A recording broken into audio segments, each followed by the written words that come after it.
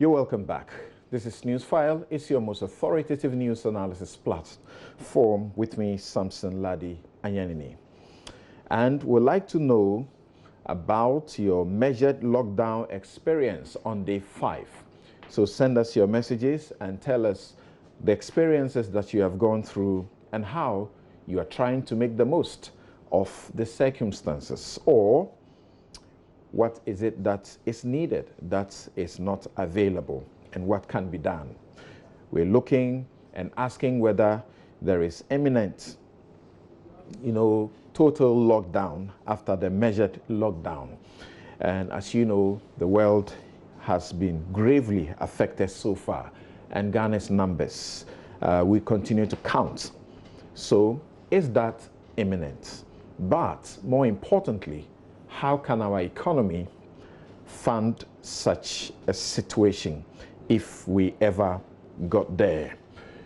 Right, now let's me get to give you some bits of my take, and then you can read it later on my Joy Online. And my take is titled, Corona Chaos Reveals Autocrats in Democracies.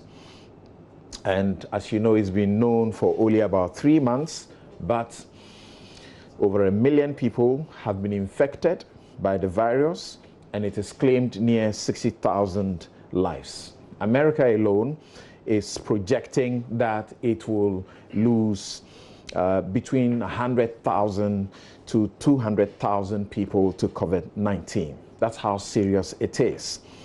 In the midst of the global panic to contain the spread, some wily politicians are consumed with how to get monstrous undemocratic powers to advance their narrow private interests. Elections have been postponed, while some pray for total cancellation of elections, citing the far-reaching disruptive nature of COVID-19 of the economies. Many have lost their livelihoods, and a great mass of people will be rendered jobless, yet it is the thought of contacting the virus that scares us most, at least at present. The legal principle of force majeure and frustration means businesses, people, including event organizers, may be unable to enforce performance of paid contracts and yet may never get a refund of their monies. The homeless are finding some shelter as the busiest cities turn ghost towns in stay-home or lockdown orders, remaining in hideouts in marketplaces, in street corners, and indulging in crowd and unhygienic practices means hefty court fines and or long prison terms. Citizens, churches are helping where they can, but governments have a sacred obligation to redirect the uses of public facilities and money in the treasury. While the UK and other countries worked on COVID-19 detailed specific laws to empower citizens in the collective fight, others, including the US and Ghana, sought sweeping powers for presidents. It is refreshing, though, that at a time when civil society is not getting to participate and lawmakers are not scrutinizing bills, opposition lawmakers fought inappropriate and awkward provisions to ensure a level of restraints. International watchers say the pandemic may be a boon to governments with an autocratic bent, and that governments may continue to absorb more power while their citizens are distracted. They are concerned that people may not recognize the rights they have ceded until it is too late to reclaim them. So, here in Ghana also, citizens have, as expected, for their own protection and collective well-being, giving up some of their fundamental human rights. It is reasonable to set, is a question, is it reasonable to set between 12,000 and 60,000 fine or plus 4 to 10 years prison terms for a breach of the restrictions imposed?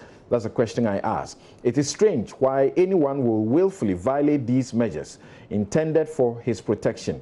But are those who fall foul of the law and who are expected to be prosecuted, entitled to legal representation when lawyers are not in the category of exempt service providers, while VALCO workers get specific mention as exempt from the lockdown in the EI 65.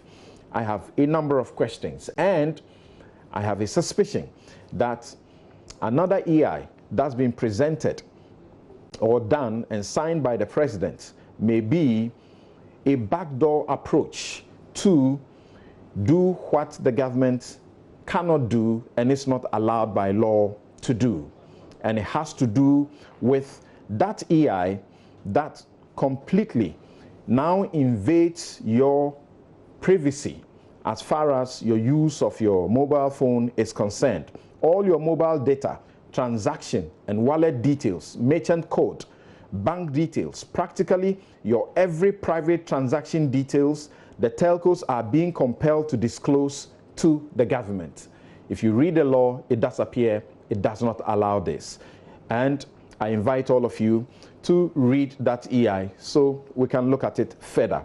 But stop circulating false or misleading information, because by Section 76 of the Electronic Communications Law, you face a fine of up to 36,000 or plus 5 years in jail for such an act with the potential to impede the fight against the virus. You could also go to jail for 3 years if you peddle false information or rumor or statements. You read my take on myjoyonline.com. Now, Dr. Titus Bayo has been very helpful, and since we began discussing the coronavirus on Newsfile, has always made himself available. He is the Deputy General Secretary of the Ghana Medical Association and has a very interesting and particular role in the affairs of the Ghana Medical Association. If you have been watching the government's briefing, he has also been assisting to educate all of us what we should do and do right. We will be joined by Dr. William Boateng. He's an economist and he has a setting eye to look at some of these developments as we get into this. He's joining us on Skype. A couple of other guests will join us on Skype to look at all of this. Let's now begin to look at COVID-19, the updates for you. You will not go. To take medicine. That is not the issue. That's not the issue. Somebody was about going to the hospital with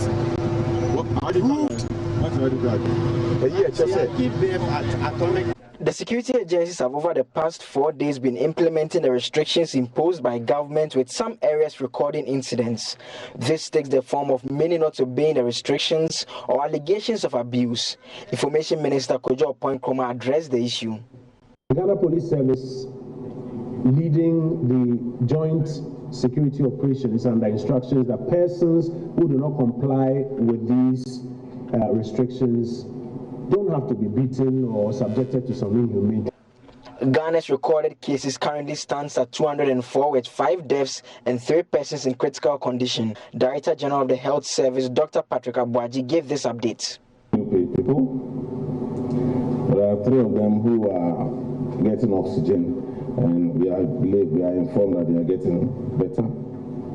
A total of 38 has been discharged for home care, and we are following them on daily basis with home visits, and they are actively getting better. Rate Hospital has 4 cases. They are all there, been there between, they've had a case since between 13 and 19 days. We are waiting till the 21st day. Last you are reached 21 days, and then you are retested, and if you are negative, then you are discharged. He also revealed the service was expecting to take delivery of some more personal protective equipment. PPEs remain a major challenge for all of us, and I think it's not just Ghana, but it's a global challenge. We continue to provide as many as can be pushed and put in there. And more continues coming in. We have received a significant number of coveralls that is being distributed today earned some masks last night, which has been true. But these are definitely not going to be enough. And so we urge facility heads to ensure appropriate distribution of the masks. Generally, majority of our people will just need masks, nose masks, and gloves. And that's what one's going for more than 98% of all health workers. We want to ensure that that's available. We've started the process of having some local production of one, and what I'm wearing is a local production. That is comfortable, it can be washed and re-ironed. I think this is something we want to promote. We want to encourage all people to wear masks if you can, especially those who have flu-like symptoms, to wear masks. But people should wear their own masks. The pandemic outbreak, experts say, has the potential to affect mental health of persons resident in affected countries. The Ghana Psychological Association has been sharing some tips. We can play indoor games with them. It's an opportunity for us to tell them unanswered stories which we have lost. Education is not just about a teacher standing in front of you. These are all things we want to engage our children. Let's have time with them and work with them. As parents, we want to also make time to exercise. If you don't have a hobby, this is an opportunity for us to look for one and activate it. This 2 weeks partial lockdown is telling us how retirement will be like. We must find things to stay active. Take an online course. Social distancing does not mean emotionally we should be distant. We can connect with people by using electronic means. We know the telcos have supported Ghana, giving us options, promotions, and others. Let's leverage on these. We may do our own pedicure and manicure at home. Remember, the hashtag remains stay at home. Wash your hands regularly and use your sanitizers as well. Right, so that's by way of some update for you as you have gone through this period of a measured lockdown.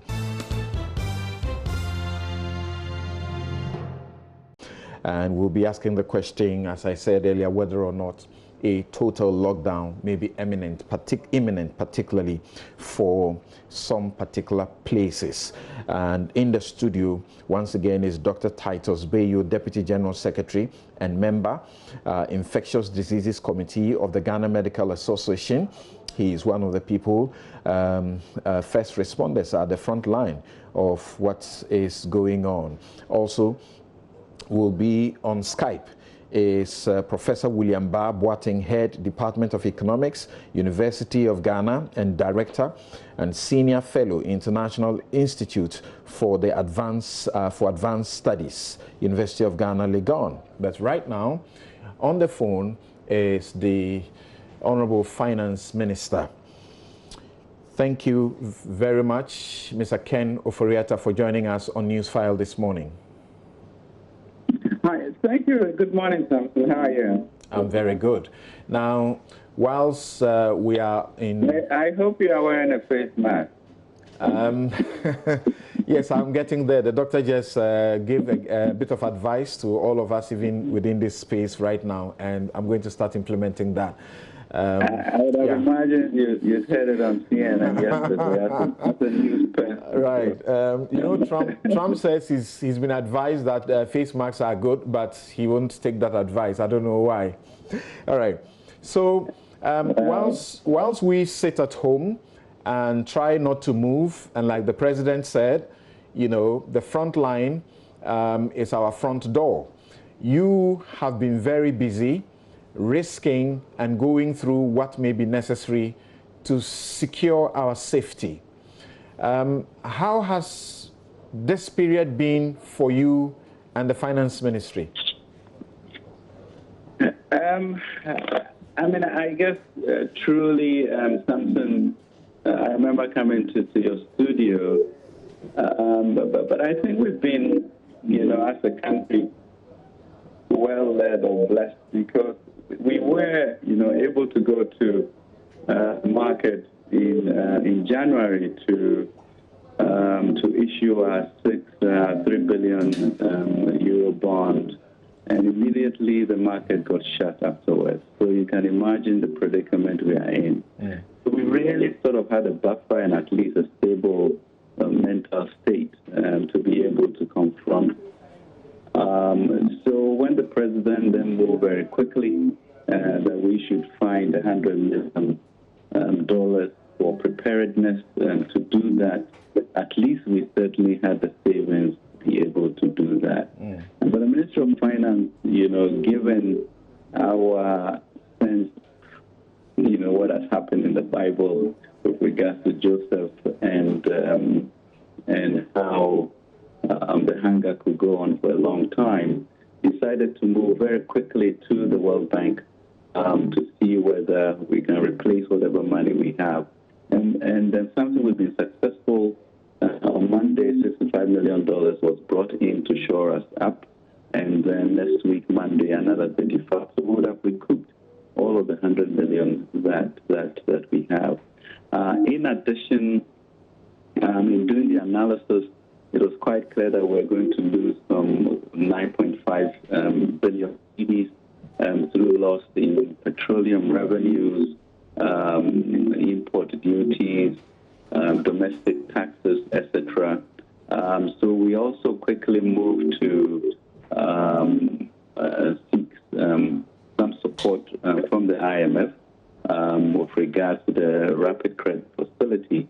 And we are one of the first countries that will go to board next week. And that would potentially bring us another $1 billion to be able to support lost revenue. And then also working with the World Bank for another $300 million.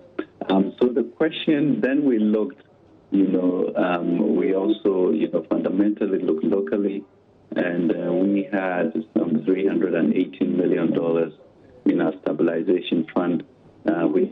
Parliament has been very gracious last night. I think we closed Parliament at 10 p.m.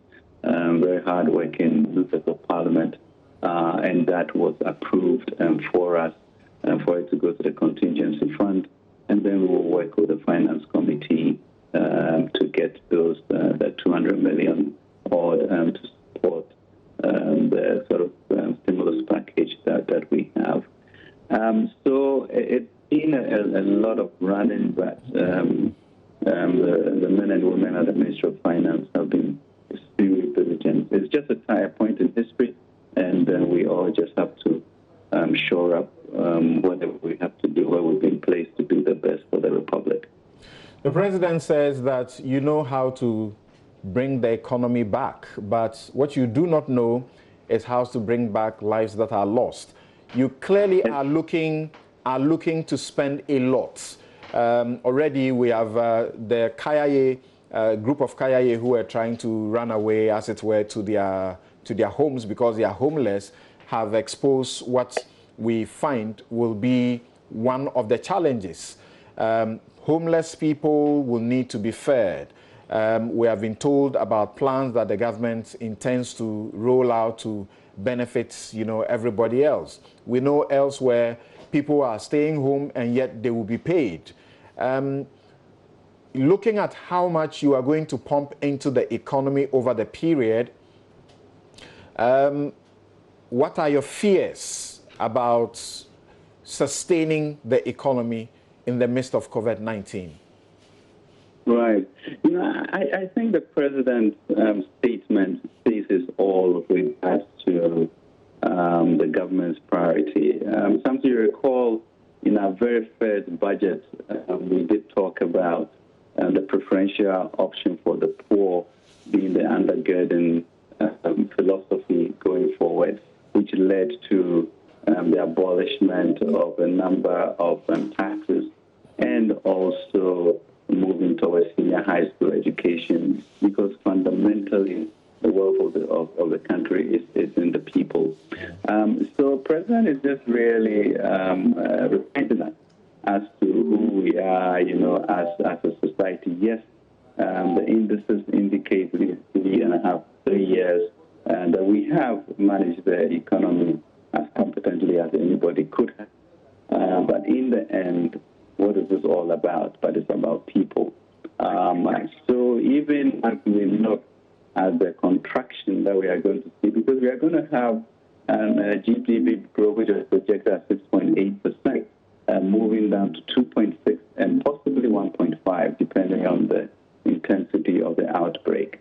And it then exposes, the fragility of social system, the reason why you have such a huge informal market, maybe 90% of our population, reason why people are not on any list or registered, reason why people do not save, reason why people do not pay taxes. I think it's going to be an interesting time, because if I am going to proceed to shore up small businesses, how am I going to do that? At the best, and which is what we're looking at, work with NBSSI and work with the registered associations from hairdressers, etc., to see who is listed and find out a mechanism to be able to give them this 200 or 1,000 CD loan over a certain period. And really, for all of us to confront ourselves as to why I'm not registered, why I don't have a TIN number, why I can't be found, and see these weaknesses that we then all have to take this opportunity to cure.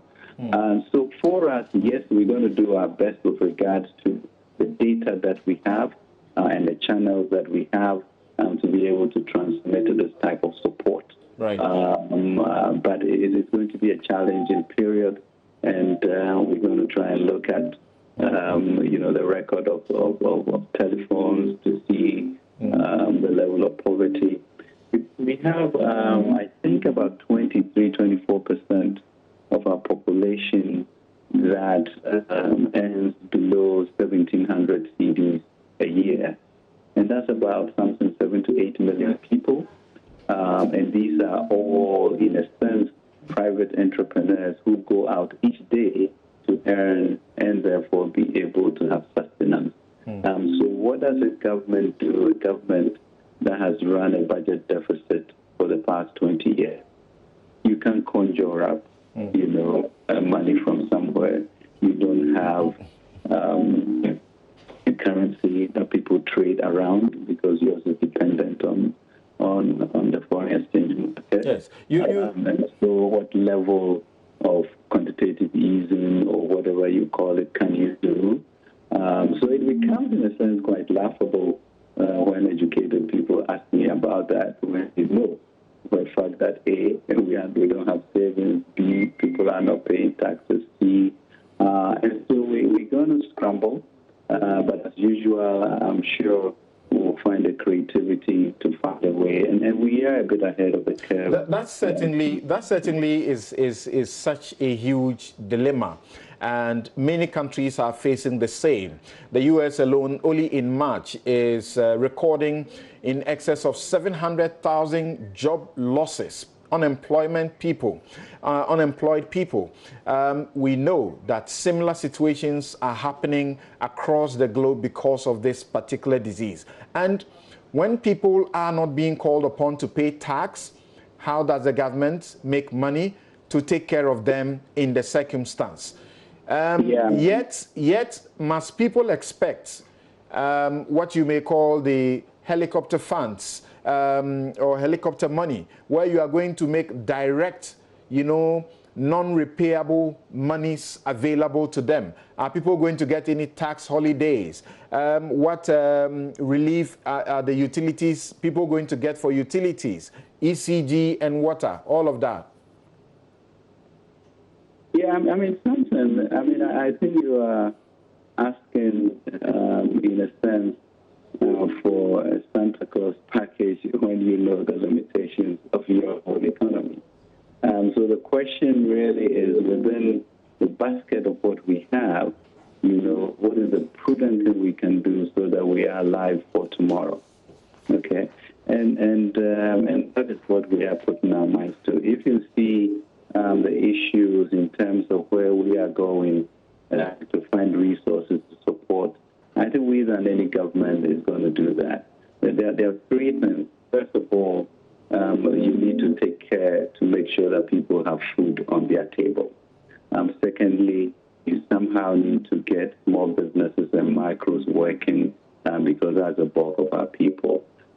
Thirdly, you need to now look at the big companies and then specific sectors such as pharmaceutical, agriculture, etc., to see what you can do with regards to liquidity and facility, and for them to be able to continue business. And then fourthly, we look at the international market as to how best we can get some debt relief on a scale that gives us the fiscal space. And then within the structures of our own economy, look at our laws, to look at, the earmarking that we have in our budget, and the laws around the heritage, etc., etc. So these are all a confluence of things that is agitating our mind. And yes, all of those things that you have mentioned are things that we have to consider. Certainly, the issue of water and utility and electricity with our utility bills. So you look at the consequential impact on how it will affect ECG or IPPs to make sure that there is electricity in your home. Is it possible to defer payments for a number of months? Is it possible to get tax exemption for some critical areas? So all of those assumptions are being assessed, but with really a mindset of how can we hold this through the year? I have to look through the year. In a number of conversations with African finance ministers these past 3 weeks that I have chaired with the finance minister of South Africa, the thinking is that we are looking at a 2 to 3 year literal hiatus. And therefore, how do you move this from the present into what the Ministry of Finance is now developing a COVID care and revitalization of enterprises program, which goes beyond. So yes, we're going to look in our pocketbook to make sure that we find a way working with the FPOs, NADMO, district assemblies, how we can get a meal to as many citizens as possible within a certain framework, and then use the billion CDs or so that we are going to get from the stabilization fund to find ways of working with MBSSI, rural banks, etc., so that we can transmit some very sort of favorably rated loans to small-scale entrepreneurs. And as I mentioned, continue to work with the banks to enhance the facilities, look at deferral of interest, etc., so that we can have something that is uniquely Ghanaian, and at the end of the day, we will all be part of this enterprise. Thank you very much. There's really no magic wand. But I think the excitement really for us is to also use this period. One thing that I'm bringing to the Development Committee of the World Bank is to say that let's truly have a wholesale digitalization of the continent, such that I know where everybody is and I can be much more helpful directly than anyone else. Right. The Heritage Fund I brought to Parliament because I think it has to be considered. When you hit times like this, which the crafters of the Constitution or the law may not have envisaged, you open it up and say, okay, so what is it that triggers it? So that is not in my measure, but to say that as our country and as parliamentarians go out after the adjournment to speak to their constituents, to say what is it that we need to trigger a heritage fund, because we will not have a heritage if the people don't live today, and to exercise our minds to see how best we use our resources do not become a fetish. But I'm confident that the Lord is doing a new thing in our country, and that we'll see some hidden treasures where we go. But we'll continue to protect first the spirit and the life of our people and make sure that businesses are functioning. Thank you so very much. I would like you to hold on briefly for me, even though I understand that you have an important engagement, you know, to advance our welfare. I would like you to hold on just briefly for us. But before that, if I may ask, the $1 billion bailout that is supposed to go to the SMEs, how can one, you know, access that fund?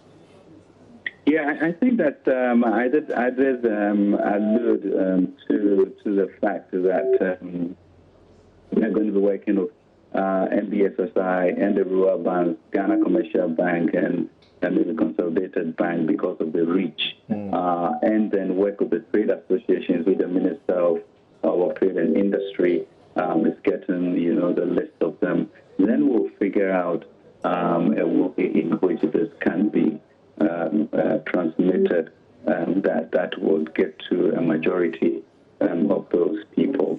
So just kind of watch out for the stage.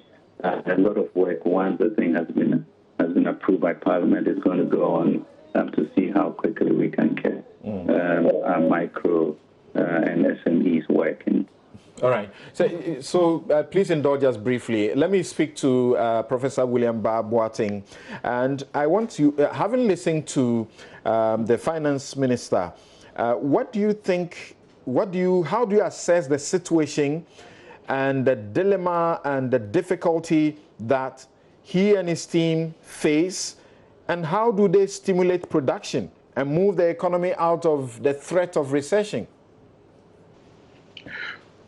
Well, Samson, before I listened to the finance minister, I would have said that it's a good time to be a finance minister. Having listened to him, have some comfort. A lot of things have been placed to be able to get some kind of relief for everybody. So I think many things that he has said are the area that I think he needs to look at. We were quite worried when people were talking about a stimulus package quoting from developed world and not contextualizing the situation as we find out. Of course, if you look at our economy, it's dominated by micro enterprises, informal sector, and how do you get these people on board? So from where I sit, many things that the finance minister has said are things that have been thought through. And of course, looking at other areas like tax relief, trying to get everybody benefit from one intervention or the other is the best way to go. I would say that where we find ourselves now, I think we need to concentrate more on how to solve the problem of COVID-19 and get to a situation where we can contain the spread. And then moving beyond that, many of the things that the finance minister has said will then be rolled out. I wrote a couple of things that he said. It means that the government is well prepared. We're talking about some money that are coming from the World Bank. We're talking about from the IMF, talking about other areas like going into the stabilization fund, the World Bank, and so on. It means that the government is well prepared to get us. I know that this is going to slow down the economy, and I'm sure if it ends in April, we will not be able to bring the economy to its level as when it was for the COVID-19 by the end of the year. But what the government has put in place, the money that the government has gotten in place, should be able to get us to a level and should be able to ignite, start the engine to get us to the level that we were before COVID-19. In an interview with the BBC, Bill Gates said that a complete lockdown will not be feasible in developing countries because a greater proportion of people do not have savings. Any plans to cushion the poor to prevent starvation, crime, or suicide during the past a complete lockdown, or even in the measured lockdown? How would you advise the government to pursue, as it were, plans to, cushion the poor and to avoid starvation and crime? the way government is going on with the lockdown is the best way to trying to look at where the problem is and then addressing it. Of course, now Accra, Kumasi, Tema, and Katwa being locked down proves that this is where we have the problem. If you look at Ghana, our population of about 30 million, if you take Accra, Kumasi, add Katwa, and Tema, you are moving into the arena of about 10 million people. It means the majority of the people are in other part of the country. So even the current lockdown will not affect 2/3 of the population directly. Maybe indirectly we can see some of an effect, but directly about 10 million people will be affected who are within the lockdown zone. And I always say that this kind of disease is an disease because our people in the village are not getting it, and I'm sure it will not spread faster to cover them. So our agriculture sector will be intact. It wouldn't be much of a problem. Therefore, the effect will be at the level such as services, and of course, we have manufacturing and other areas. So I will suggest that many people, or some people, will lose their jobs and so on. We have problem with data, and the way to go will be an indirect approach. The government has LEAP, a direct cash transfer to the vulnerable, which should continue. But indirect way, I would think that some kind of relief in the way of maybe electricity. Is it possible for government to look at electricity? In 2017, government reduced taxes on electricity and it brought our electricity bill. So it means that if you were paying 1,000 cedis and the relief allows you to pay 700, it means that government has given you directly 300. I mean, this is an area that I think government can look at. The other area is maybe to look at micro enterprises where taxes are paid, and so many of my enterprises are paying direct tax to these assemblies. Can we also look at that area and give them some kind of relief, months or 6 months, so that it will also cushion one way or the other? What should happen? What should happen to people? And this is the reality. There are people who can't survive a day if they don't go to work one day. As we speak, unless those who are in the food chain, we know that people who are supposed to go to market, people who are hawking and all of that, they don't have the opportunity to make money. That's the reality. What should happen to that class of people, the homeless? We have seen elsewhere, they are directing them into stadiums and other facilities so that they can be catered for. Handouts are given to them every day. Well, I think we don't have to put all of them together, and we are talking about the homeless. We are talking about some people who are considered to be vulnerable. There are situations, there are people who were still struggling even when COVID-19 was not there. How were they struggling? That's the question I would pose. Those people that COVID-19 is affecting their businesses, I think direct kind of cash dash out wouldn't be the way to. How will you even identify them? That is the challenge that government will face, because in terms of our data, it is very difficult to be able to know the number of people who are in the construction sector who go out every day on to do by day, as so to speak. You can't get them. So for those people who have a place to lay their heads and so on, there's not the indirect, but those people that you can identify, like the higher years and so on, that is where government will then have to come in and give them some kind of shelter, because for them, they don't even have anywhere to go. Those sleeping in marketplaces and so on. That one, the direct intervention will work. All right. But those of us who are scattered, it is very difficult to identify them. And I think I will also add that the private sector should also take advantage of the situation we find ourselves and be innovative. Elsewhere, people are talking about employment benefits, which will be to implement here. But we also have what we call unemployment insurance. Insurance companies can take advantage of this situation, target the employees who are being laid off, get to them, find out what they can do, get to them so that when everything ends, you can them to be on your on your system and get some kind of unemployment insurance rule. These are the areas that I think the private sector can also go in. All right. It cannot be the government. Thank you. And back to the Finance Minister, Mr. Ken Ofori-Atta. And as I was mentioning earlier, and I wrongly quoted that the U.S. In March only 700, almost 700, over 700 have lost their jobs. Actually, 7 million. I want to find out, in Ghana, do we have a way of at least estimating what the casualties, so to speak, will be in the area of employment, and to tailor some, measure to help the situation?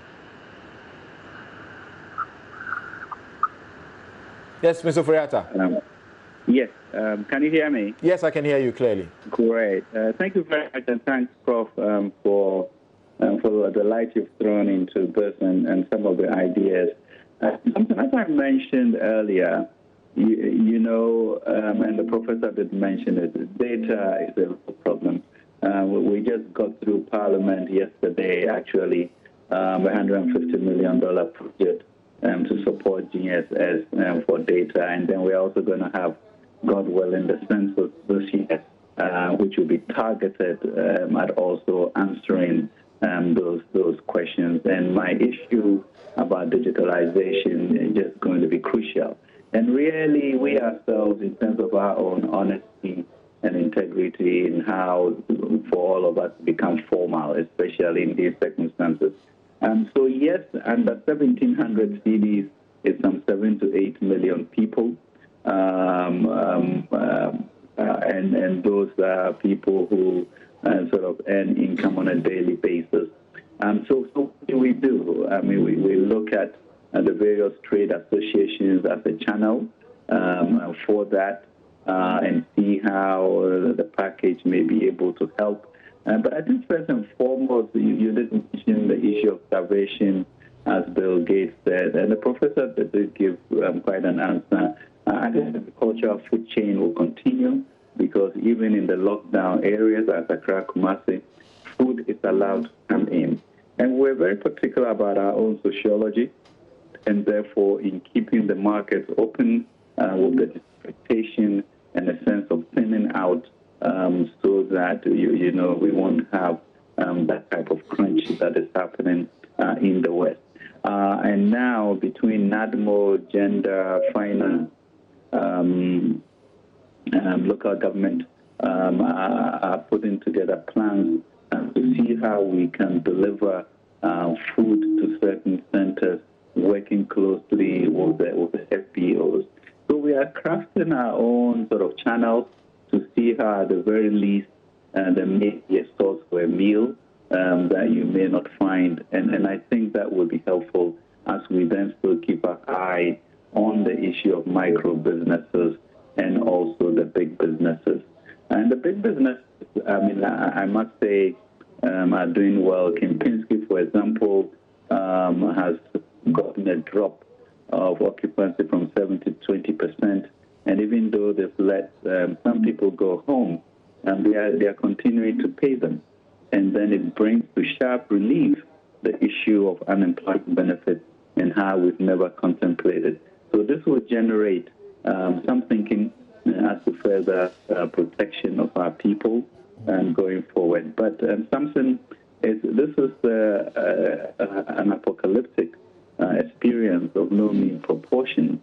And so it's going to take really some really somber, thought-provoking and deep search into our own souls as a people, how for all of us to be in the arena and fight for the humanity of our country, knowing that each citizen is precious.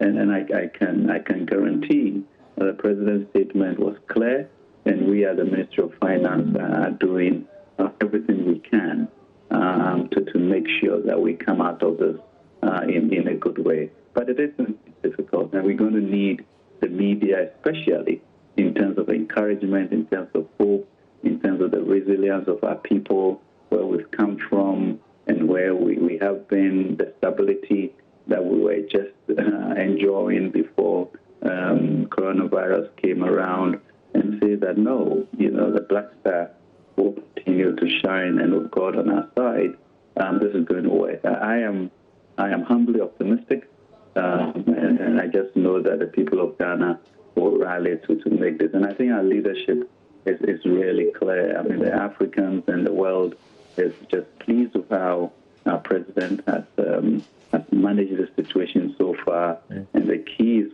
for us, the acolytes, to hold his hands up and make sure that we win this battle with defeat. Very finally,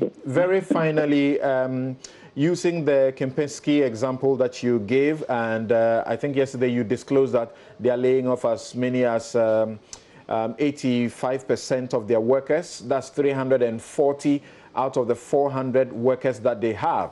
They are closing as many as 4 floors of the hotel because there's no ready business. What advice will you give from where you sit to businesses like this entity? I think that is a stellar example, of what it is. But the truth of the matter is that they also have loans to pay, etc.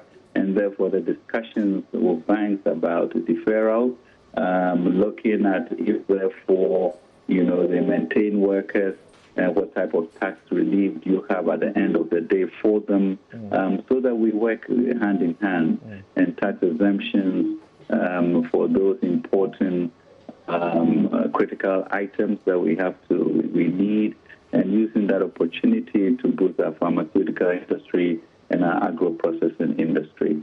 But I think we are all in this together, and we will recognize, everybody who steps in the arena to get this fight on so that we win it. But believe me, Samson, it's been sleepless nights, but it's for a good outcome, and I'm confident in the future. So all of those ideas, we have a team in the finance ministry thinking about it. We have the coronavirus alleviation program. We are moving on discussions of the COVID care and revitalization of enterprises program, so that we take care of now and the future. But yes, presently, let's feed our people, let's keep businesses afloat, and let's all work together to defeat this virus. Thank you very much, Mr. Ken Ofori-Atta, and we wish you safety and superior wisdom and strategy as you help us navigate these very difficult times. Thank you very much. Really appreciate the time. Right. Now, Professor William Boateng, what will you say, or what will be your advice to individuals, to businesses, to families, as they begin to face this reality? Well, something I will start with individuals. I mean, in this situation that we find ourselves, I think that the starting point is to look at our expenditure and make sure we spend on areas that are more important, and not to spend as if there's no COVID-19. Of course, if we were spending so much on data, telecommunications, so on, this time to ensure that your expenditure be basically on the basic things: food, shelter, clothes. I mean, these are the areas to consider. Then, in terms of businesses, there are different models that businesses can adopt in this kind of situation. For example, I mean, if you are supposed to deal with your workers, I mean, you can decide to say that, well, instead of asking workers to go home, can I bring down their salary, maybe pay them 30%, to spread the challenge across board. But I mean, if you listen to the minister about the Kempinski one, maybe they have decided to take out 85%. But the other model could have been to get everybody on board and then paying a certain percentage so that you can spread it. But there are different models. Others can choose to lay off non-essential ones and then keep the essential one. But businesses will also then have to look at the expenditure a part of their budget, and then cut it off because money is not coming. So you have to concentrate on the essential expenditure, such that at the end of the day, you will not find yourself wanting. And the same applies to government. I think this is a time government will also reduce the unproductive expenditure as well, to be able to concentrate more on areas that can ignite the economy when the COVID-19 ends, and also to be concentrate on getting the virus at bay. The minister spoke about beyond the advice he had and asking people to take an example from Kempinski, for example. He went beyond that to give assurance that that is where the government now comes in. And for example, they have loans to pay, so you give them some deferment. What more can be done beyond simply delaying when you will pay your loan? Should interest stop running? Should there be a capping of things? What should happen? Well, in the financial sector, I don't think government can come in directly and ask banks to maybe defer interest and so on. It will be some kind of moral suasion, appealing the conscience of the bank. I understand a bank had asked that borrowers due to make their payments can hold on for the next six months. This is something that maybe the Bank of Ghana can take it up. Of course, Bank of Ghana has reduced the policy rate. It can go down further, and it will trickle down to the commercial bank, even though from where I sit, policy rate does not directly influence the determination interest or lending rates of banks. But the government do that by getting them to reduce their lending rate, not directly, but being influenced by policy. But we can also go by the moral suasion aspect, back to maybe declare some kind of payment, some moratorium, so that businesses and individuals will have some kind of phase after the COVID-19 to be able to start something. That will be an area that I will go to. Finally, I asked the minister whether or not Ghana could go the way of helicopter money, giving direct, money that will not be paid back, depending on the central bank. Is that something that we should be looking at? That will not be something that will be good in our context. You can ask yourself, and I started by saying that, do we even know people who are going to suffer from this? If you take our statistics in terms of employment, we have just about 25% of people in employment, about let's say 12 or 30 million people who are working, just about 25% who are in wage employment, and of course, formal employment. Majority of them are in the informal sector, are in self-employment. So if you are going to come up with some kind of dash out, are you going to consider self-employed? In UK government came up to say that they were going to pay about 75% of salaries of workers, and self-employed came out to say that, what about them? So yes, the self-employed people are very few, but the opposite is the case in Ghana. Our self-employed account for about 56 to 60%. So are you going to concentrate on just few 25% who are in wage employment? No. I think the best way to do it. But that segment still needs help. That segment still needs help. So what do you do? Yeah, so that you go the indirect way, and I think I said that people who are going to be laid off are still going to make payment whilst at home. So if you've been laid off, by all means, when you go home, you are going to pay your electricity, you are going to pay some other things. Can government look at that area and give them some kind of relief?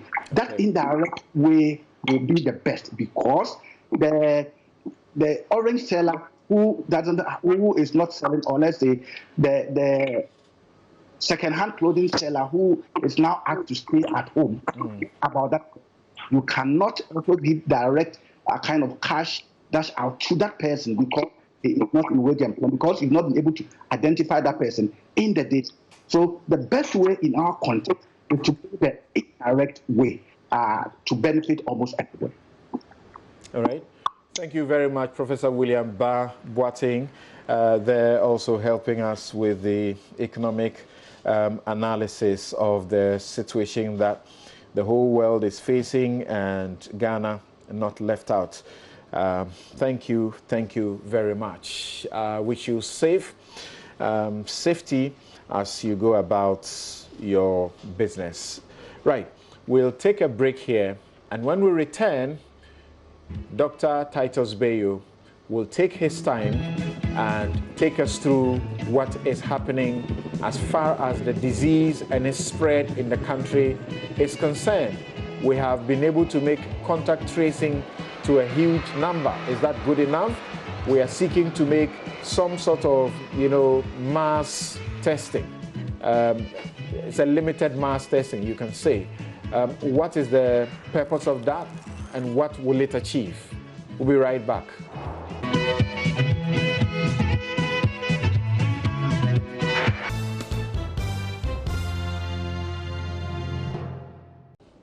You're welcome back. This is Newsfile. It's your most authoritative news analysis platform. And here on Newsfile, we put Ghana first. And joining us in the studio is Nana Kwabena Abrampa Mensah. He's team leader, security sector governance and local and urban governance of the CDD Ghana. Thank you very much for joining us. We'll have others join us on Skype. So let me now go to, so we also have Dr. John Amwesi, lecturer, Global Health Department, School of Public Health, KNUST, and leader, Global Health and Infectious Diseases Research Group at the Kumasi Center for Collaborative Research in Tropical Medicine, KCCR. Join us. That's Dr. John Amwesi. Doc, thank you very much for joining us via Skype. Thank you very much. Great. You have been very helpful in giving us the needed education and to how to protect ourselves as well. Now, let me begin with Dr. Titus Bayo. Where we are now, from when we announced the measured lockdown, is a total lockdown imminent? Good morning, Samson, and good morning to our viewers. I would say that it's pretty early to make the call.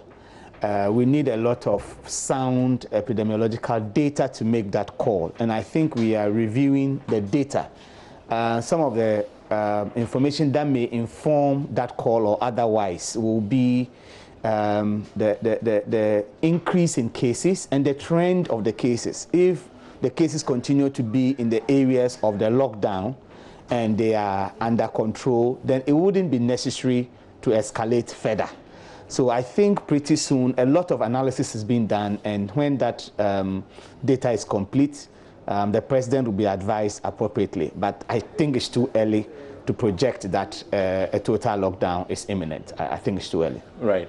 Now, you are in your face mask. Yes. We're beginning to see that across the globe, that is becoming the new advice. Is that what Ghana is also seeking to adopt? Well, so I would say that if you have it, you should use it, especially if you are having symptoms of respiratory symptoms. The mechanical barrier bit of it, we cannot rule it out. Currently, the WHO says there is not enough evidence, but not enough evidence doesn't mean there's no evidence at all. There is by all means evidence to show that as we sit closer to each other and communicate, droplets will come out. Even in exhaling, droplets come out. And so when the person is within close proximity to you, that risk is there. In some environments, however, it is even more predominant. I am using mine because I'm on duty today in the hospital, and I've been on it throughout. And so when I'm in patient areas, I use it. When I'm in the public, where I think I come in contact with people, I use it. And I think everybody who has it should use it. If you don't have it, you shouldn't panic, especially if you are not going out. If you are locked down in your home, it may not be necessary. But I should give the golden rule about using the mask. I have observed how people use it, and it is very dangerous. Right. The golden rule, it must be on or off, not hanging. So that hanging face just defeats the entire purpose of the mask. So you see people wear it, and then when they want to talk, they take it off and drop it on their chest. What it means I've seen a good number of the security personnel who are, implementing the lockdown do that. The same thing. They exactly. go to a trotro driver, they remove it before they begin to speak. Yes. And then a lot of people at some point in time will just drop it on their chest and then be walking around doing everything normally and later put it on again. It just contaminates the whole thing. So assuming that somebody gets close to me and talks to my face, and there are droplets on this thing now, if I remove it and leave it on my chest, it just contaminates this upper part of my body. And then I pick it again and wear it, and even the surface which is within now would then be exposed in the way they drop it sometimes. So I think it's on or off, and off means you discard if it is a discardable one, or if it's one that can be reused. Then when you take it off, there's a way we preserve it so that the inner surface doesn't get contaminated, and then you can reuse it. And then there are different types of masks for different purposes, and so I'm sure we likely have people who are using the one that they can reuse. Yes. How do you ensure that it's in the best shape to reuse? How do you put it on first, and how do you remove it? Okay, so there are different varieties. What I'm using now may not be the very best example to use to teach people. The commonest one that I see people have is the one that has two strings, 2 pairs of strings, one up and then the other down. If you are fixing it, you should hold it straight up that way, bring it to your face. There is a metal strip in here that you can bend to form a curvature around your nose. You do that and then fasten the top one and then fasten the second. When you are removing it, if for that one is disposable, you just remove the whole thing and discard it. We have seen some people use the N95. I've seen some parliamentarians use it in parliament, which is what we actually need to work and we are not getting. This is an example of the N95. If you are using the N95, which is reusable, when you are taking it off, first thing is to make sure the inner surface, which is the part that touches your nose and your mouth, doesn't touch anything else. So there are people use disposable or plastic bowls to preserve it. You remove it, preserving that inner surface into the bowl and then cover it so that that surface never gets contact with anything. When you are wearing it, you hold it by the string, hold onto the part of the nose where you've pinched, and then fix it directly onto your face, and then you We've seen some market women, they are pulling it off and all their hands are over it, So it is unfortunate. And they pull it back. It's unfortunate. And they are serving people in the market. So that was why I think about 3 weeks ago, I made a statement here that the masks give a sense of false security if you do not know how to use it, and it actually can be more harmful to you. All right. If you are using the same mask for a week, pulling it out and down, bringing it down, and then refixing it all the time, you're using your hand on it all the time, then it becomes a reservoir for bacteria, and it traps a lot of organisms, and even this COVID virus, it can trap it there, and eventually you just inoculate the virus into yourself. So the critical thing is to know the type of mask you are using and know that it's either on or it's off. And if it is off, if it is reusable, preserve it well. If it's not reusable, discard it once you take it off. Don't leave it hanging on your shirt and then or your neck and then put it back. That is dangerous. Okay. Dr. John Amwesi, what would you say? Are we supposed to, as it were, improve the protection that we are supposed to take? Moving from washing our hands, using the hand sanitizers, ensuring social distancing, not touching our faces, not touching our nose, eyes, and so on. And then, in addition to that, wearing the masks. Thank you very much, Samson, and greetings to all your listeners. It's a pleasure to be able to come to you again.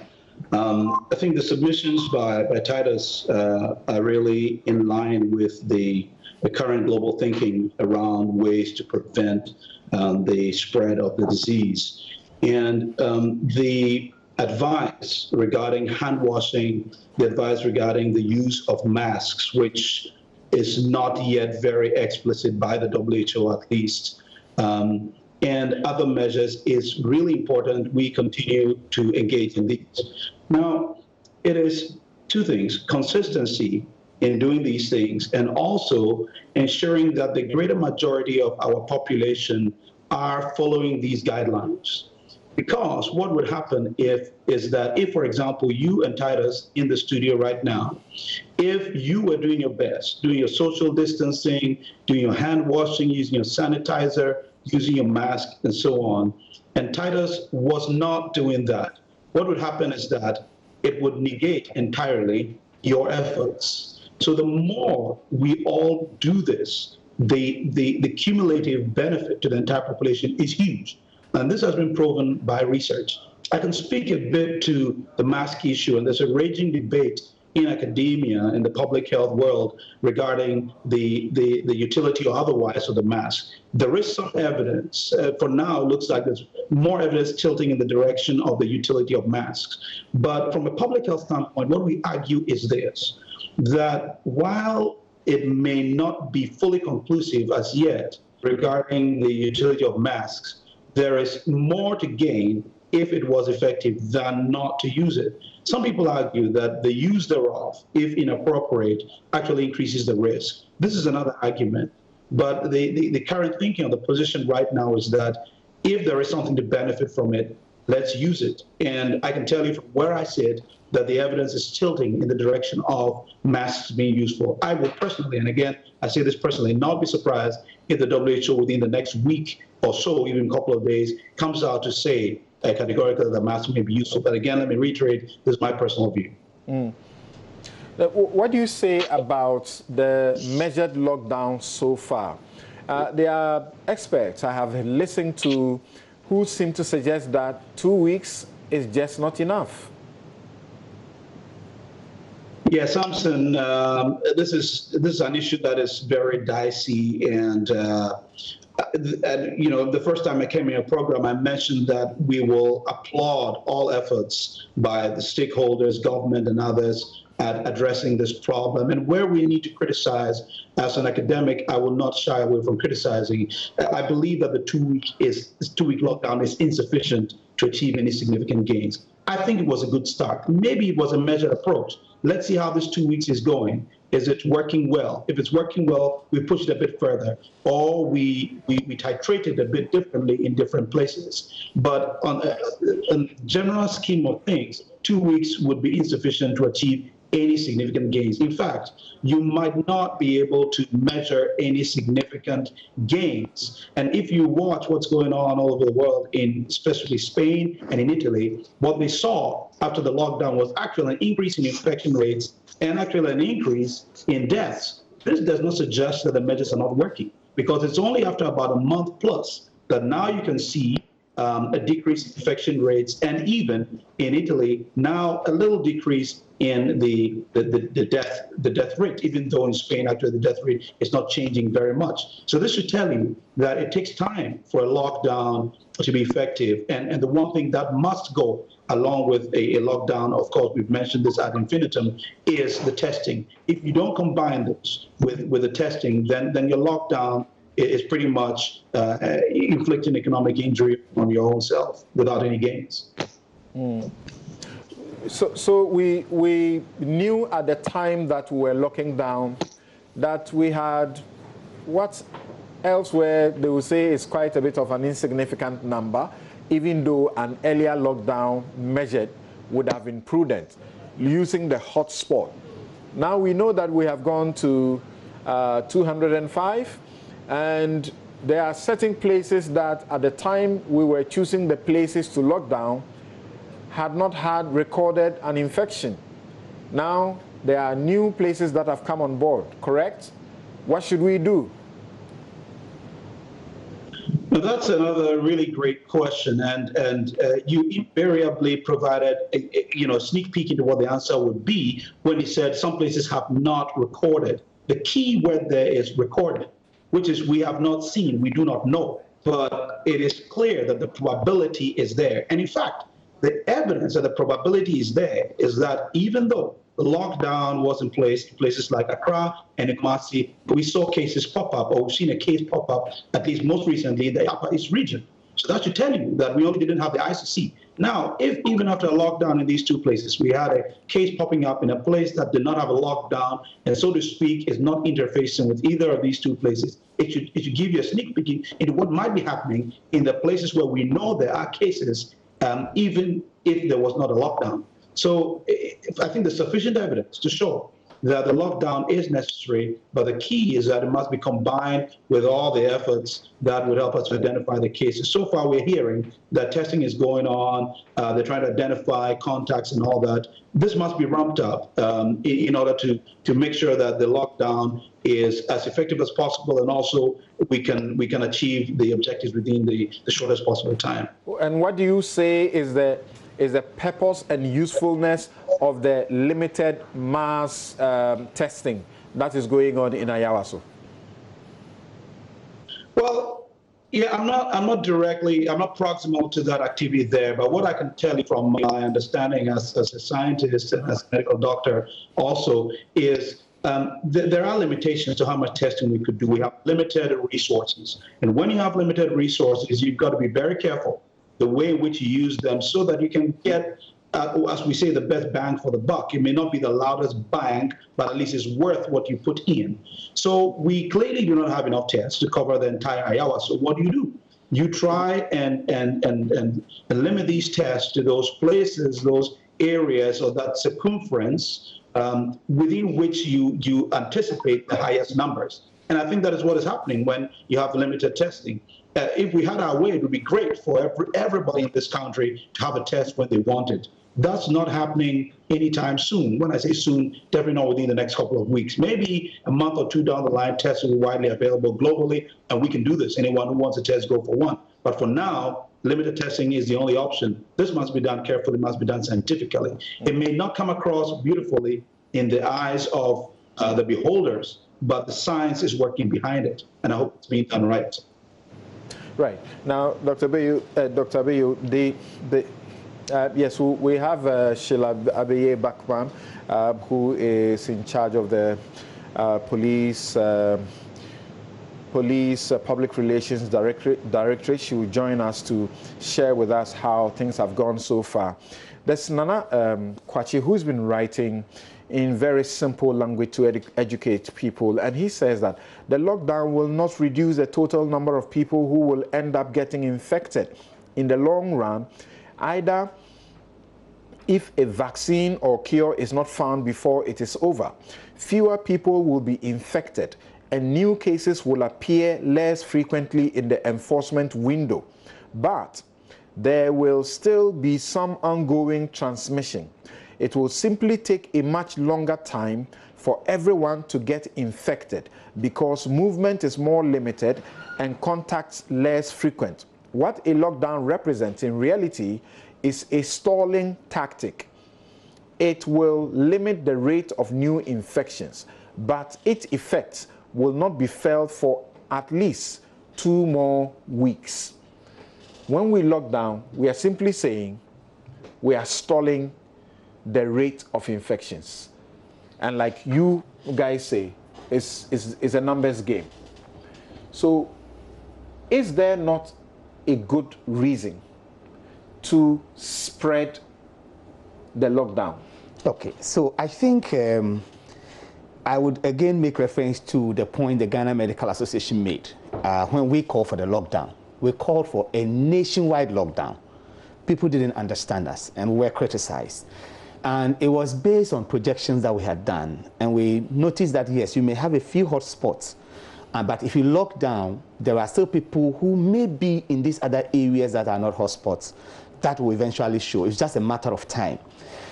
Be that as it may, you know, the decision to do a lockdown is more broader than just the epidemiology or the medical bit, because there's economy, there's social, there's cultural, and I think the president's team looks at all of this and they make a decision. So we have to make do with what we have. The lockdown is certainly beneficial. I mean, I am privy to data on how the cases are distributed and what informed the mass testing in Ayawaso. It is backed by science, and so far, my information I'm getting is that even the yield in this mass testing is quite low, which is very good news to the scientific world. I mean, when I mean yield, how many people are actually testing positive in that group of mass testing is very low, and that is a good information for us, because it was informed by how much community spread is going on there.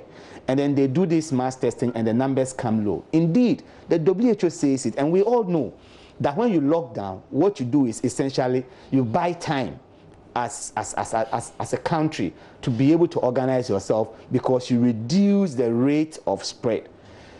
So it is not that it's not beneficial, it's definitely beneficial. If not, we will not subject ourselves to this. And in our situation, the lockdown combined with the enhanced surveillance and testing is giving us a very good picture of what is actually happening on the ground. As you say, we are not surprised by the continuing rise in cases. It's a numbers game, but we are not surprised. We actually expected it. We expected it because we were not testing as much. And so once you begin to test more people, you are likely to pick up more people who have it. What should concern us is these new cases that we are picking. How is the spread in the community? Does it portend to a bigger spread in the future, in the next few days? And then what is the disease profile for a clinician? If we pick up 1,000 people and they are all mild, recovering on their own, none getting to critical, we are excited about it. The minute we begin to get more people going into that severe to critical phase, that's when we get worried. Our system can cope with 1,000 mild people. We are not bothered. But if we have 100 people in critical disease today, needing ventilators, needing respiratory support, that is when the system will be challenged beyond its limit. The Ghana Health Service Board says immediately we can take care of 200 at least. We have we can marshal 200 ventilators to support people in critical need. We pray we never get there. These 200 ventilators is both public and private. Each ventilator requires a level of expertise to go with it. So do we have 200 of that expertise? In fact, if for each ventilator, perhaps we should have double the number. So if you take, let's say, doctors who are trained to handle and put people on the ventilator, for each ventilator, even if you assume that a doctor should do a 12-hour shift, you need at least 2 doctors with that skill to be on each ventilator. So we don't want to get there. We've seen the very well-developed health system crumble at that stage. What is happening in Italy now, what is happening in the US. In New York, at some point, the president instructed 4,000 ventilators to be sent to New York City alone. But we are seeing what is still happening. So our best bet is to catch a lot of the people very early, deal with them, so that we don't get to that point where we are having that number of people. I think we should not be too excited about how many ventilators we have. Well, the Ghana Health Service and the Information Ministry has also pointed us to ventilators in the ambulances. What's the significance of that to COVID-19 treatment? So the ventilators in the ambulances are only as helpful in transport of patients. Okay, they are transport ventilators. They are not designed to have somebody on it for hours. So what that means is if you pick up a COVID-19 patient who should, by the nature of the disease, we don't expect the person to be in severe disease at home. But should somebody have respiratory distress while at home and you put them in the ambulance, it means the ambulance can support their give that ventilatory support till they get to the hospital. All right. But the major care should be on a proper ventilator in hospital. So we cannot be too happy about ambulance ventilators. Okay. We'll speak to the police shortly to try to check how people have been complying or not complying with the measures for the measured lockdown. But let me get back to Dr. John Amoesi. I am on the Facebook wall of the Upper East Regional Minister, and that's where I'm from. She says the Upper East region, that's 11 hours ago, the Upper East region has recorded its first case of COVID-19. A 33-year-old woman with no travel history out of the country. She however traveled to the Western region for a week and returned to Bolgatanga on the 27th of March. On 28th, she presented herself to the Upper East Regional Hospital with symptoms consistent with COVID-19. Samples were sent to Kumasi for laboratory confirmation. On the 3rd of April, the Ghana Health Service received the laboratory feedback indicating a positive result for COVID-19. Out of 20 cases so far investigated, the patient is in good condition and under isolation. Contact tracing has been initiated. The general public is urged to remain calm. There's no need to panic. Thank you. Signed, the regional minister. How should I interpret this information?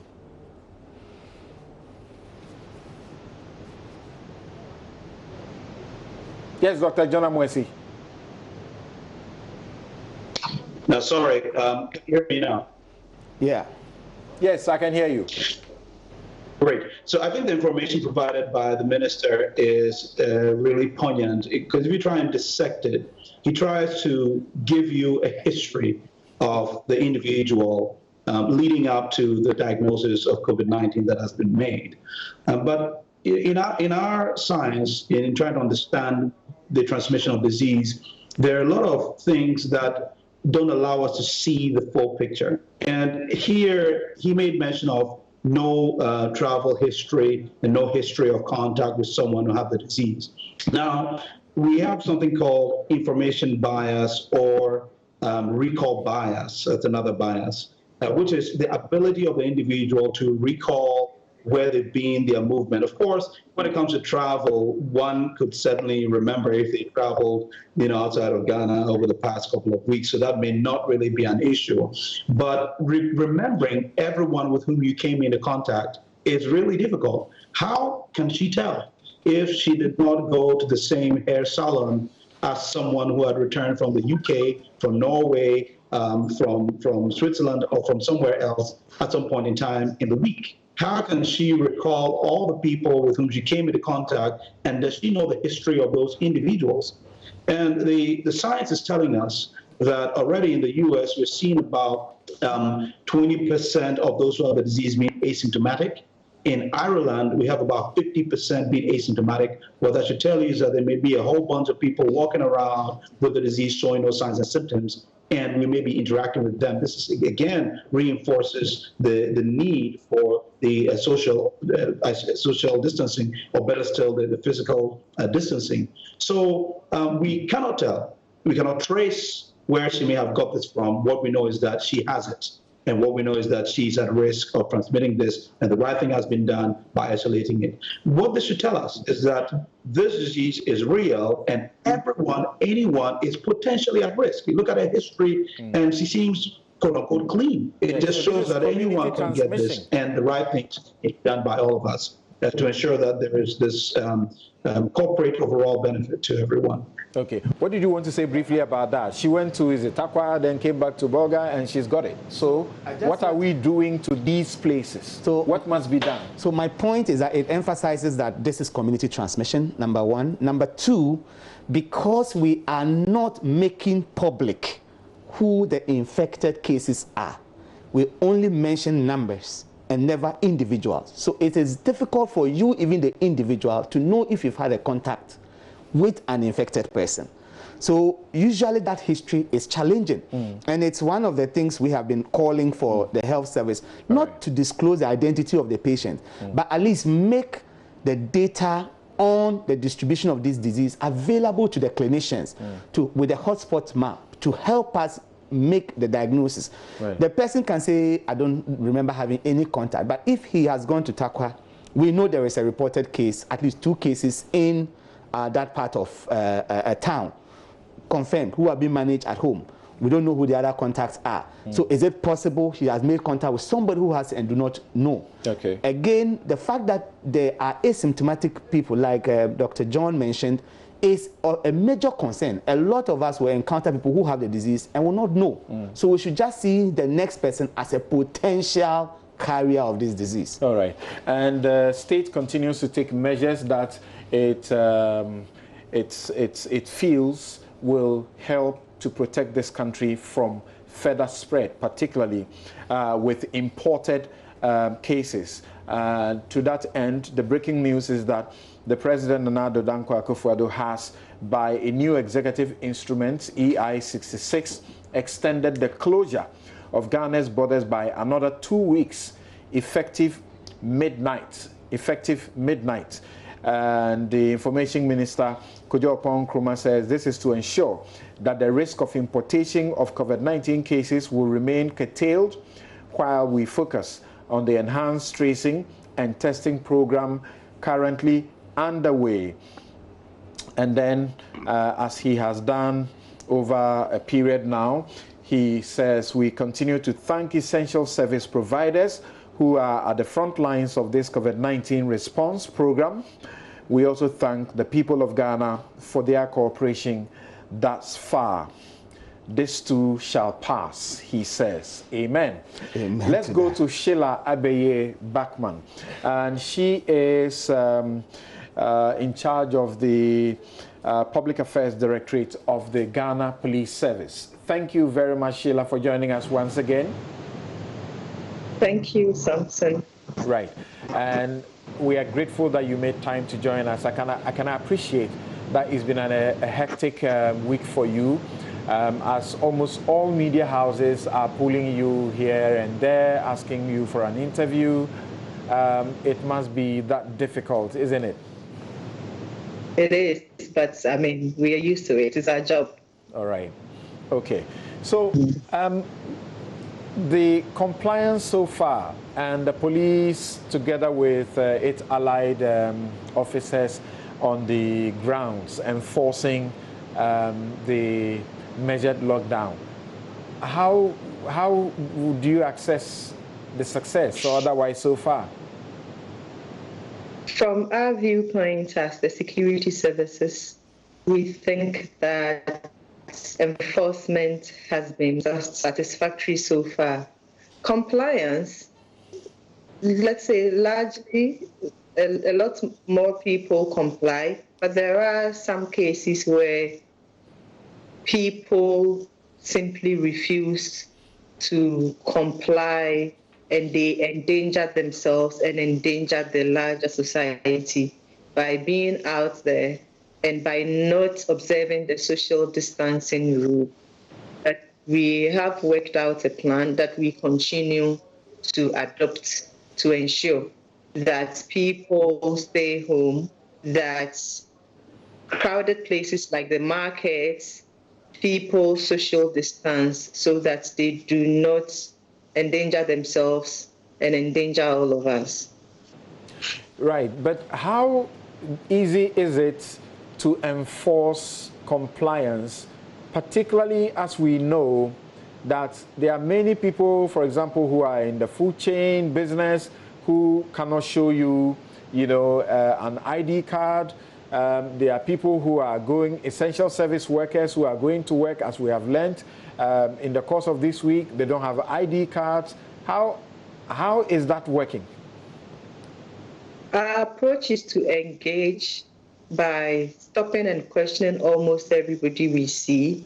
Through the answers that are given, we are able to determine whether the person belongs to the exempt group or not.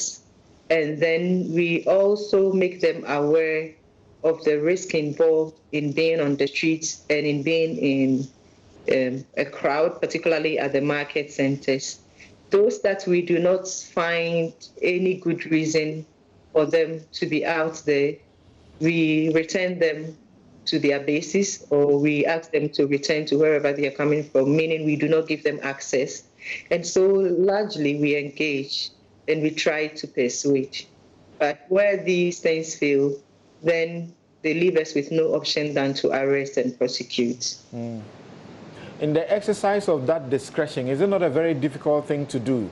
I moved out of my house and I needed to get some medicine, but there's a particular pharmacy I needed to get to. So driving, I got to the police roadblock, and the police officer asked me, I said, I'm going to get medicine. He had to just believe and trust that I'm going to get medicine. So now what we're encouraging people to do is for them to buy medicine or food or beverages within their neighborhoods. traveling is highly discouraged for trying to patronize or purchase some of these items, because I think the point is that a lot of the people do not appreciate the danger they put themselves into by going out there and by associating with others. So if you also continue, and if all other parties, particularly agencies that are mandated to educate the populace, come on board and they make us aware, as in Ghanaians, not the security personnel, they make all Ghanaians and residents in Ghana aware of the dangers involved in meeting others, they would stay home. So far, we have done a lot of education. We have done a lot of engagement. The media is helping to do such engagements, and we are hoping that as the days go by, compliance levels will be high. Right. It appears that at the residential areas, we see a lot more compliance. Where we are challenged now is at the market centers like CMB, particularly at market centers which do not, or which are not situated at residential areas. People just come there, they want to buy food, and we try to persuade them to go home, and they do not appreciate that. So let's continue with education. Let people know that the focus or the essence of the imposition on restrictions is just so we do not endanger ourselves, just so there can be room for medical personnel and for the experts to be able to contact trace, to test and contain or manage the positive cases, right, so that those of us or those who have not been infected will be safe. So last week on this platform, you know, a retired army officer had concerns about what could be excesses in the enforcement of compliance, and you re-emphasize that it was a humanitarian policing job they are doing, and this is not a combat exercise, and therefore your officers had been sensitized to ensure that they do not, you know, do anything untoward against the citizens. There have been a couple of cases that you have not been pleased with. Where do you draw the line between they misconducting themselves and using the reasonable minimum force to ensure compliance for our collective good? Samson, I think that you need to applaud the security personnel for what we have done so far. When you look at the level of non-compliance among some people, I think that we have done very well. We have been provoked and all, but we have still been able to maintain our cool. Great. What the Inspector General of Police and the leadership of all the security services tell their men and women is that accoutrements that are not used for enforcement should not be used. And those are the things we frown upon, for which reasons any complaints that come in that direction will be investigated.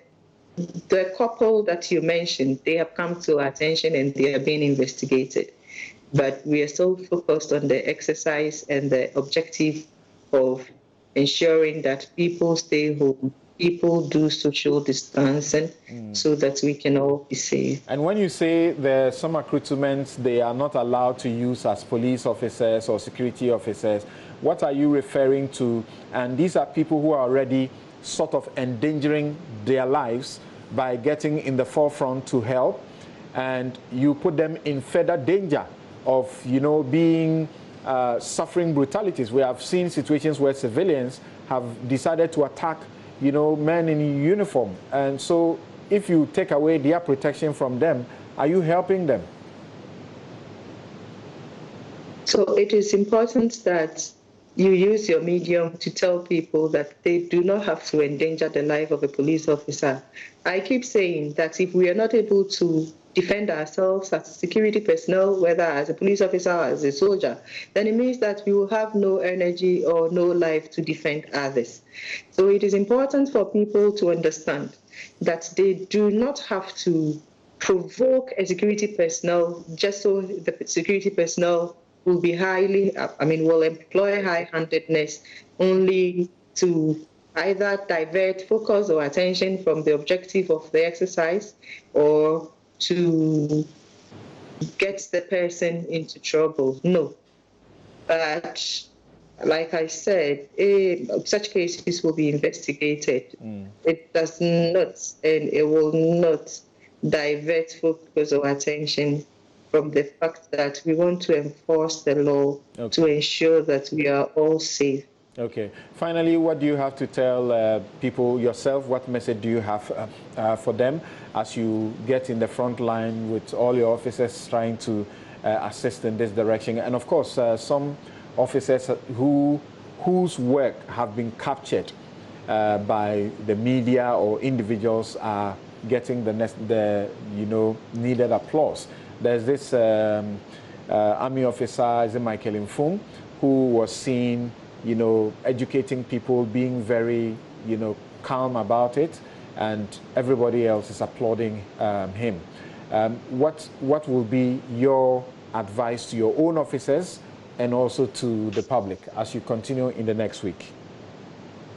To the security personnel, police officers and soldiers out there, thumbs up for the yeoman's job. We have a week or so to go, and you know that the morale is high. We aren't going to relent. We are going to scale up the exercise to ensure that everybody complies and to ensure that Ghana is safe.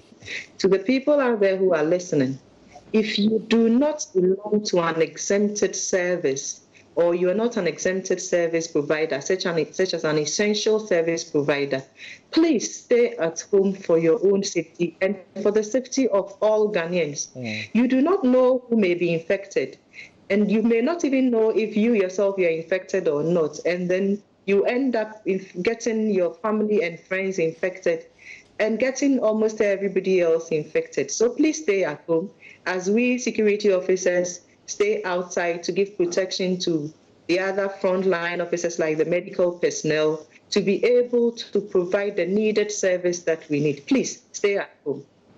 Do you have the number of people who have breached and have been arrested and are being processed or being prosecuted? Do you have that number? In terms of statistics, we would be able to give you all the numbers at the end of the exercise. Are there some who are already being put before court?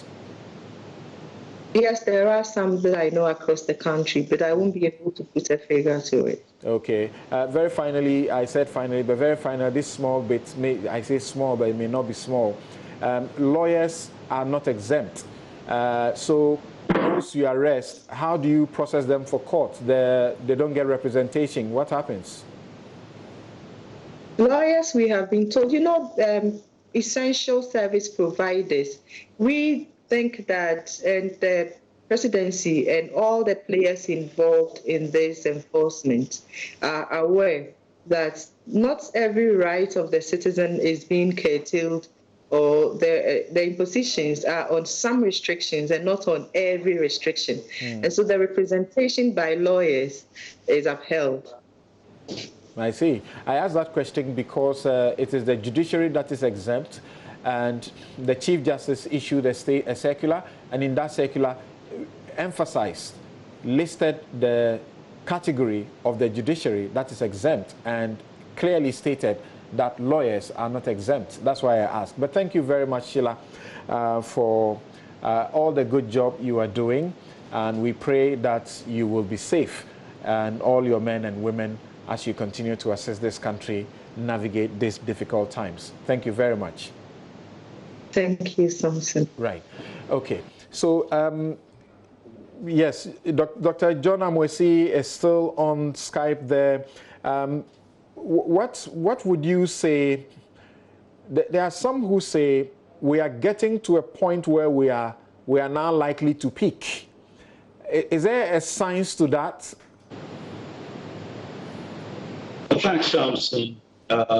It is difficult to tell whether we're peaking or not at this time. Looking at the graphs, it's clear that we're moving up, but you cannot tell whether we've got to the peak or not until you begin to see a sustained plateau or decrease in the number of cases you have. So far, we've been going up and up. albeit a little slower than we started out. So I do not agree with an assertion that we are at the peak. We are definitely on our way to the peak, but we cannot tell when we will reach the peak. It's also very difficult to predict accurately enough when we might get to the peak, given that you've seen the way the cases have been identified. We have, we had a bunch of close to, 50 plus coming in at one go when the cohort of returnees was tested. We had a bunch of 10 from Tamale in one go. So this, moves the cases up really quickly and does not really give you an indication. We also not necessarily measuring the rate of infection proper. What we are measuring is the rate at which we are detecting the cases. So it's hard to say we are at the peak. I would shy away from suggesting that at this time. Okay, and what can we do about this situation? It does look like it's almost unavoidable. As I read about what is happening in Italy and elsewhere, those at the front line, first responders, are all getting infected. But what can we do about it? We're told about a nurse at Kolebu Teaching Hospital that tested positive. We're told about the situation of a bit of a panic at the Tamale Hospital also. Those who are said to have come into contact with, someone. What can the state do to protect these workers? Because we don't have them in the numbers that we need in the first place. A great question you ask, and I think there's two categories of frontline workers that the state has to pay very close attention to. One is the security personnel, really ensuring that they are well equipped and also protected, because these are people you are putting on the streets to interact with the few who move around. You want to make sure that our security personnel have their masks, have access to sanitizers, and so on. But moving specifically to the frontline healthcare workers, we have seen what is going on in a couple of countries, starting with China, where some healthcare workers, because of the nature of that state, actually resigned themselves literally to death because they were being exposed without the required protection, even though later on protection was highly available. We saw what happened in Italy, and more recently in the US, where some healthcare professionals have even resigned on account of unavailability of protective equipment, such as nose masks, face visors, gowns, and really simple, straightforward PPEs. We even heard of a story, which is actually true, of a nurse or two who have committed suicide in the U.S. because they felt that they had been exposed, and going home was going to expose their families and put more people at risk. It is suicidal to the entire nation not to be able to provide protection first and foremost to those who are facing the oncoming danger face to face. There must be a priority. Face masks must be in abundance without any reservation. The gowns for them to treat people, the gloves, and the face visors. So that's by way of personal protective equipment. The next step that we must move to, and I'm hoping we'll see this, will be beginning to look at prophylaxis for our first-line healthcare workers. I can tell you already that in the UK, they are starting a study looking at the prophylaxis of chloroquine or hydroxychloroquine in terms of being able to prevent the symptoms of COVID-19 or prevent the progression of COVID-19 or to attenuate the clinical severity of COVID-19 infection among frontline healthcare workers, because these are the people at greatest risk of being exposed, and any effort to identify what might help, they've decided to try it on them rather. I can go on to speak about chloroquine and hydroxychloroquine, but that's not the focus of your question. But I was just trying to point out that beyond providing the personal protective equipment, whatever can be done by prophylaxis should also be provided to the frontline healthcare workers. Please finally speak to the question of the chloroquine that you referred to. What's the efficacy in using that to treat anybody? And we understand Ghana, there's a particular treatment that we are using. Well, chloroquine is a really interesting one. I mean, it comes from the chinchona plant, which is really abundant in Africa, particularly in Central Africa, in the North and South Kivu provinces of the DRC, which actually are home to the largest plantations by far in the whole world for quinine. Quinine is a really old drug, was first discovered in 1820. Chloroquine itself was 1934. And then hydroxychloroquine, which is a more, in my sense, water-friendly derivative of chloroquine, was discovered in 1946. So this is something that can very easily and very cheaply be produced. What we have known over the years, and this is not new, is that chloroquine and its derivatives are effective against viruses, and including coronaviruses. But this has largely been studied outside of the human body. Now, studies that are conducted outside the human body are very different from studies that are conducted in the human body, particularly because they act very differently, right? And some studies have begun looking at the role of chloroquine, hydroxychloroquine, and its derivatives in addressing COVID-19. The signs are encouraging now, but to wholesale suggest that chloroquine is going to be our savior and to recommend to people to go for it is entirely wrong. In fact, the WHO has very, very categorically stated that it is wrong for anyone and any government to push the agenda of chloroquine en masse for its populations. Here in Ghana, the government has decided to start using chloroquine. I am not privy to the details of how this is being done, but I'm very, very, very concerned about the approach that was taken towards starting to use this, whether this is being done in the context of a clinical trial, which it should be done. I have not heard directly from the FDA regarding this, but I would like to believe that the appropriate processes were followed through with the FDA and that it did not come directly from the Ministry of Health, because it should be coming from the FDA. And I'm sure you've seen the letters that were written by the US FDA. The decision and the permission to use a drug was not made by the US government, it was made by the US FDA. And the same must be also in Ghana, must come from the FDA, because they have the skills and the right to do this.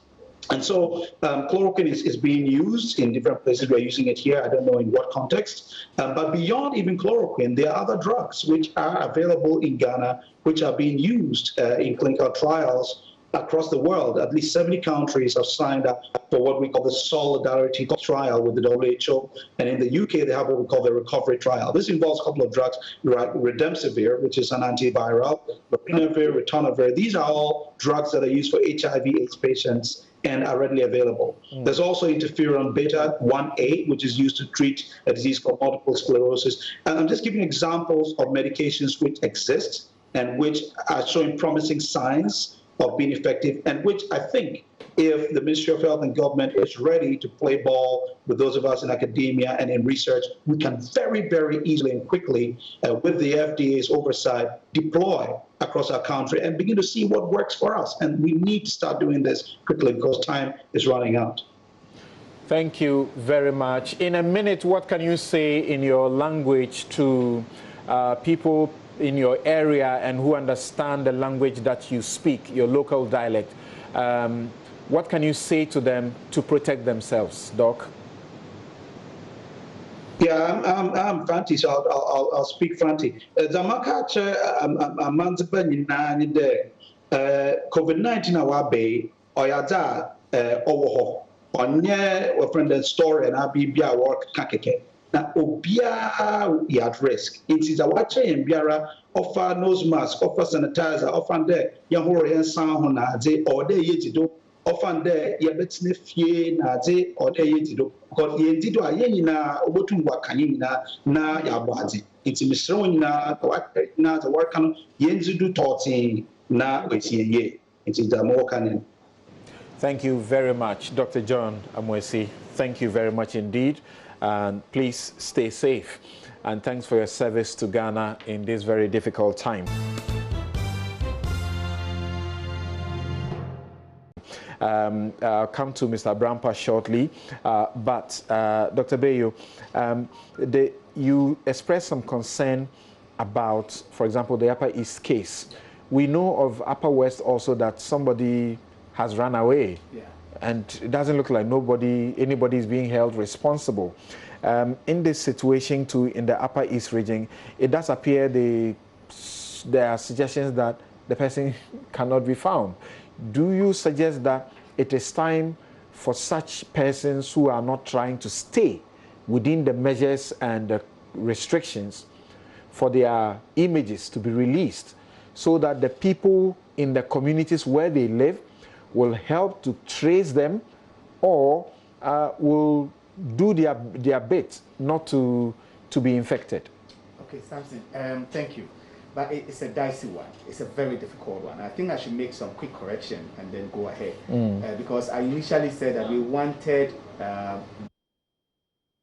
the patients, those confirmed, to be made known. I'm picking feet that it was misconstrued to suggest that I said the identity of the patient should be made known. Now it is the identity I am asking now. So I'm come to your question. So, but what I stated was that we needed a location that helps us with our case definition and for us to predict where the cases are and then how to manage people coming from those specified areas. Now with the identity, there is a challenge, and the challenge is that our populace is not well educated. People still stigmatize against this condition. And there is the fear that was expressed by the regional minister for the northern region, which I think I support that fear, that if we do not take care, people may arrest these people and lynch them before even safety is brought in. This disease is not that lethal. It kills, but it doesn't kill as much as other diseases that we know of. So we should not overreact. But I think the law mandates the security agencies to take away some of our liberties. And within that confines of that law, I think when people are diagnosed, the security agencies should ensure that these people are kept in that restriction so that they do not escape as the situation has been. The other thing is, I think at the point of diagnosis, we should not just assume, we should give enough information to the patient. Because my suspicion is that most of these patients who have escaped, or this lady in Tamale who ran out, 21-year-old, may not really appreciate the gravity of what she's done. As far as she's concerned, she was being restricted, she cannot move, let me just escape and run away. Whoever is harboring her may not also appreciate that I'm putting myself at risk. So the education needs to go down and down and down till everybody gets to know about it. I'm not sure putting up their pictures or their names will be what will do the trick for us, for fear of how people might react. But I think when we get the people, we should inform them with enough information and ensure that they are within confinement where they are supposed to be and be treated. Right. I understand that we'll be speaking to the Information Minister, Kojo Oppong-Nkrumah, for a lot more updates on latest developments and other pieces of information that's useful that he will have to give us. Mr. Brampa, having listened from the minister, the economists, the police officers, the doctors, what do you have to say where you sit as CDD in also seeking to contribute to ensure that whilst we comply with these measures, things are done and done well? Thank you very much, Samson. And let me say good morning to our listeners. I'll pick your question also from Dr. Bayu's points. Yes. Do people have the right to leave the hospitals when they are found to have the COVID-19? I mean, the Act 1012 is clear. We have certain restrictions, and when people flout the restrictions, there are punitive measures in there. Exactly. The second point is also what I picked from him is the level of understanding and education that's out there. On monitoring the airwaves, and especially a scene that I saw myself on UTV in Accra, when a young lady was asked why she was out. She said she was going to sell phone cards. And this military man asked whether she was part of the exempted group. She said yes. The president did say that we can sell phone cards to people. I could see from the scene that the military man himself wasn't sure. So he just asked the lady to stand aside. Whether the lady was also speaking the truth. So you could sense a bit of misunderstanding or how people got the message outright. That's why in some of my media engagement, I did say that we need to carry out the message from the president well, for people to be able to understand. Because enforcement, yes, ignorance is no excuse of the law, but understanding of what I should do is also important for us to get there. From where we sit, and then being part of the coalition that issued the statement, we agree that the international human rights laws also give presidents or nations the right to also restrict certain rights when it comes to situations like this. And we all agree that we are not in normal situations. So the question is, how do we find a balance? Being able to enforce the law so that we'll save ourselves from the pandemic, and also being able to ensure that we don't trample upon the rights of our citizenry. This is where we come in as CDD Ghana, and this is what we'll be monitoring. First of all, the first point that we would not have to say was whether in coming up with the law, there were contingency measures. For instance, my sister from the police service has given us the assurances that they were not going to do. Do we have any medium that people whose rights have been trampled upon could report? Were there any hotlines that people could do that? In our statement, we even requested that there could have been a WhatsApp line that people can video and send directly, not those being speculated on the social media, send directly to a prescribed center where those things will be investigated. Yes, we need to understand the situation in which we are. We need to conform to directives, but there also need to be medium of enforcement so that we balance the two. Let's get to the information minister, and I'll return to you. Could you, upon Nkrumah, could you thank you very much for joining us? Good morning, Samson. Good morning to your guest in the studio. Right, and it must be a very hectic time for you. I see you, you know, you can turn your system down for me, please. I'm getting a feedback. Right. So, yeah, it's better now. You can completely just kill the sound. Right. So I take it that you are on the front line. We can only pray and hope that you will be protected as well as you go about what you are doing. And many people are giving you a lot of, applause for how you are going about your job in this direction. So can you hear me, Samson? Yes, I can hear you. Right. So I said a good job done so far, but first, let's begin with the extension of the closure of the borders. Yeah. Well, yes, this morning we've just put out information that His Excellency the President has caused to be gazetted Executive Instrument 66 or EI 66, which executive instrument essentially seeks to amend EI 64 by providing a 2-week extension to the closure of our borders. You recall that we first passed the Imposition of Restrictions Act 1012, which created room for the president to, by executive instrument, impose some restrictions. Now, EI 64 closed our borders from the 22nd of March for 2 weeks so that we could curtail the risk of importation of COVID-19 cases. That 2-week period will end on the 5th of April.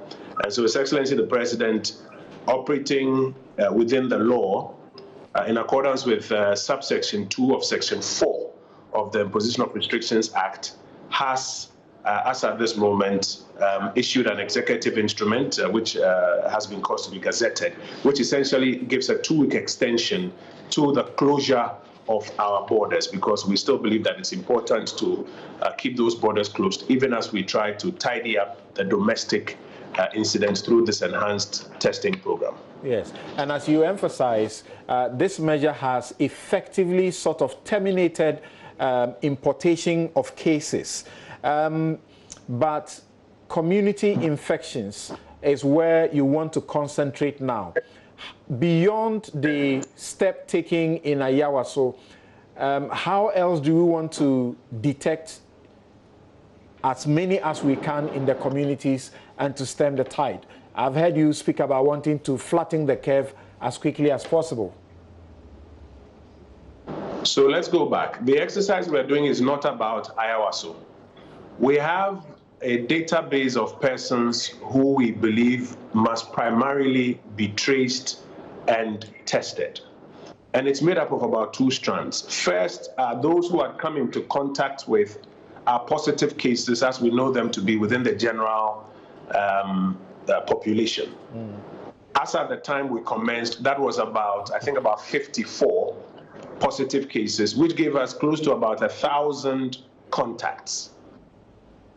The first job is to find all those 1,000 persons and test them, and also engage their primary circles to be sure that if indeed there's going to be a spread, this is the most likely path it's going to be taking. The second job is that for the 79 persons who we put into mandatory quarantine, close to about another 1,000 persons, including government officials who had to go to the airport, security persons, airport staff, drivers, hotel staff, have had to be managing them.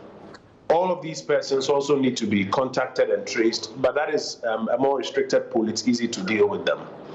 And then critically, what the mandatory quarantine taught us was a proof of concept that there were about 14 flights or 14 destinations that had flights coming into the jurisdiction which were now at risk. And so what we did was to go back. Initially, if you took from the 3rd of April coming, that gave us about 34,000 people. And then you had to do the extrapolation and take out those who had been in the country for more than 14 days, and therefore they still not have any symptoms, etc. In the end, we had a pool of close to about 5,000 persons thereabout on some 14 times 2, 28 flights that we had to literally surveil. So when you put all of these people together, you are hitting at about 6,000 to 7,000 people who are the primary people that we need to trace. They are not just in Accra or in Ayawaso. They are in many parts of the country. That is why we have said that the teams for contact tracing and testing are not just limited to Accra or the Greater Accra or the Greater Kumasi region, but they are in other parts of the country, because following the data they give us, we know that that's where they are. So these are the primary persons that we are tracing and testing. And then also around their circles, you also engage in the tracing and testing there. I think as at 2 nights ago, we had been able to do about 6,000 traces and taking of samples. And the exercise will continue. Our target is to, in this enhanced program, hit about 50,000, so that we are going after the virus, not waiting for it to pop up and for people to come if they have symptoms only. Well, that may be something within our means and what we can afford. But how do you compare that to elsewhere? Say, for example, in the UK, they are targeted to do 100,000 tests a day, hoping to, flatten the curve as quickly as they can. Are we looking to go beyond what we are doing now? I'll give you another one. South Africa is hoping to do 30,000 tests a day. The question really becomes, why are these countries at this level, and why are we at a different level? So take the case of South Africa, or first let me backtrack. Testing for COVID-19, which is one of the coronaviruses, is a test that the experts tell us you best do using the PCR approach, not the rapid diagnostic test or the RDTs, because the RDT may just show you that you've been exposed to a general coronavirus. It may not show you, or it will not show you that you've been exposed to COVID-19. Okay. So first of all, you are limited in the kind of test you can use. For the PCR test, they need to extract a respiratory residue sample, which is what they will now take to the lab and then put into the machines to run the test. Now, you must understand that there are countries that already have PCR systems extensively.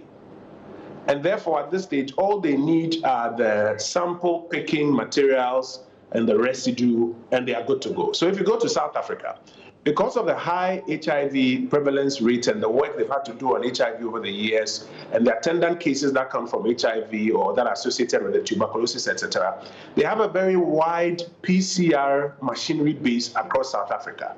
So it's easier for them to say in a short period, at this time when the world is short of equipment and machines and logistics, it's very easy for them to say they are going to do 30,000 a day because they already have the machinery. We have not had that capacity because it has not been a challenge to us over the years. We have initially had 2, KCCR and Noguchi. Now we've added one more in Accra. We are quickly recalibrating some more labs across the country, labs that already do some tuberculosis testing, which also uses the PCR machinery. So within the framework of what we have, this is how we're able to ramp up within the constraints as against other people. But the question becomes, will 50,000 tests over, hopefully, let's say this 14-day or 21-day period, would it be enough? And we keep making the point that enough is relative. If you have clarity of what your at-risk population is, and if you've taken a decision to restrict movement so that the risk of communal spread is also halted for this about 14-day period, then if you're able to go after your 6,000, 7,000 people and even hit up to 50,000, and within all these primary circles, you are still not finding a major ramp up of the COVID-19, then you can assess your risk and make a determination whether you need to still go on testing everybody, or whether within the calculated means that you have taken, you have been able to come to a good judgment. And that's what we are doing to guide us to make the next decision. Okay. Thank you very much, but you hold on briefly for me. We take a quick break, but when we return, I'd like you to help us out. Mr. Brampa here made a reference to a military officer who had an encounter with someone who was going to sell scratch cards. We understand that you have set up a call center. What can people report to the call center, and what help can they get? We were told 2 weeks ago that within 2 weeks, we're going to get 2 more testing centers. What can you tell us about that? We'll be right back.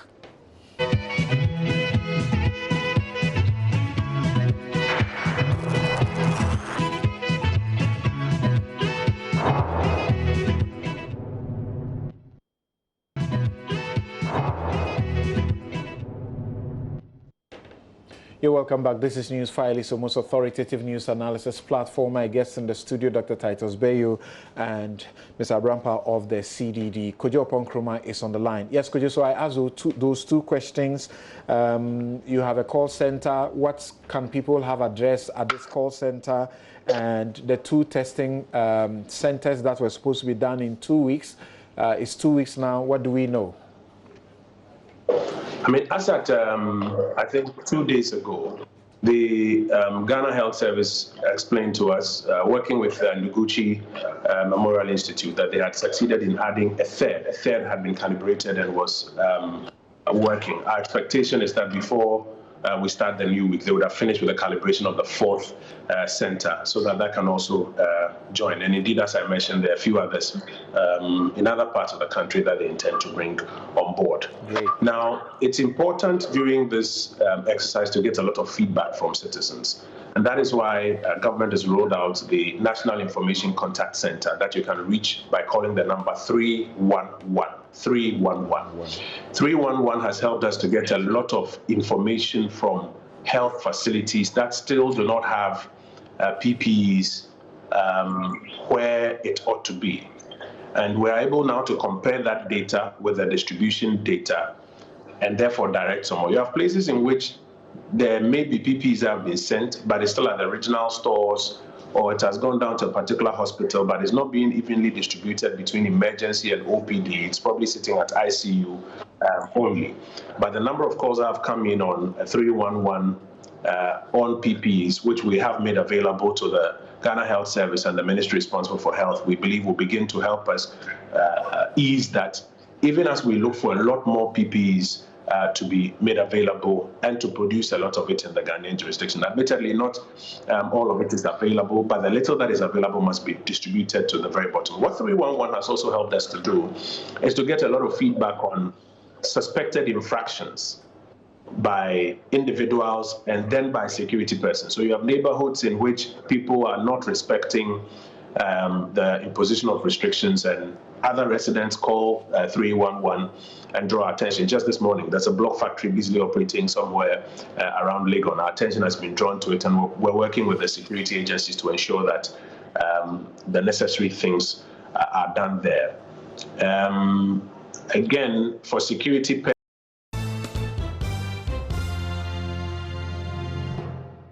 I'll come to Mr. Brampa shortly. But Dr. Bayo, you expressed some concern about, for example, the Upper East case.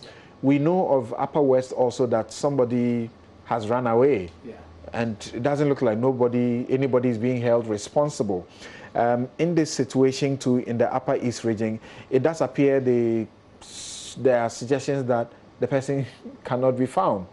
Do you suggest that it is time for such persons who are not trying to stay within the measures and the restrictions for their images to be released, so that the people in the communities where they live will help to trace them, or will do their bit not to be infected? Okay, Samson, thank you. But it's a dicey one. It's a very difficult one. I think I should make some quick correction and then go ahead. Because I initially said that we wanted the patients, those confirmed, to be made known. I'm picking feet that it was misconstrued to suggest that I said the identity of the patient should be made known. Now it is the identity I am asking now. So I'm coming to come to your question. So, but what I stated was that we needed a location that helps us with our case definition and for us to predict where the cases are and then how to manage people coming from those specified areas. Now with the identity, there is a challenge, and the challenge is that our populace is not well educated. People still stigmatize against this condition. And there is the fear that was expressed by the regional minister for the northern region, which I think I support that fear, that if we do not take care, people may arrest these people and lynch them before even safety is brought in. This disease is not that lethal. It kills, but it doesn't kill as much as other diseases that we know of. So we should not overreact. But I think the law mandates the security agencies to take away some of our liberties.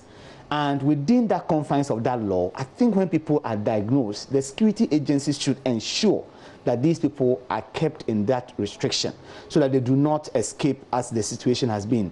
The other thing is, I think at the point of diagnosis, we should not just assume, we should give enough information to the patient. Because my suspicion is that most of these patients who have escaped, or this lady in Tamale who ran out, 21-year-old, may not really appreciate the gravity of what she's done. As far as she's concerned, she was being restricted, she cannot move, let me just escape and run away. Whoever is harboring her may not also appreciate that I'm putting myself at risk. So the education needs to go down and down and down till everybody gets to know about it. I'm not sure putting up their pictures or their names will be what will do the trick for us, for fear of how people might react. But I think when we get the people, we should inform them with enough information and ensure that they are within confinement where they are supposed to be and be treated. Right.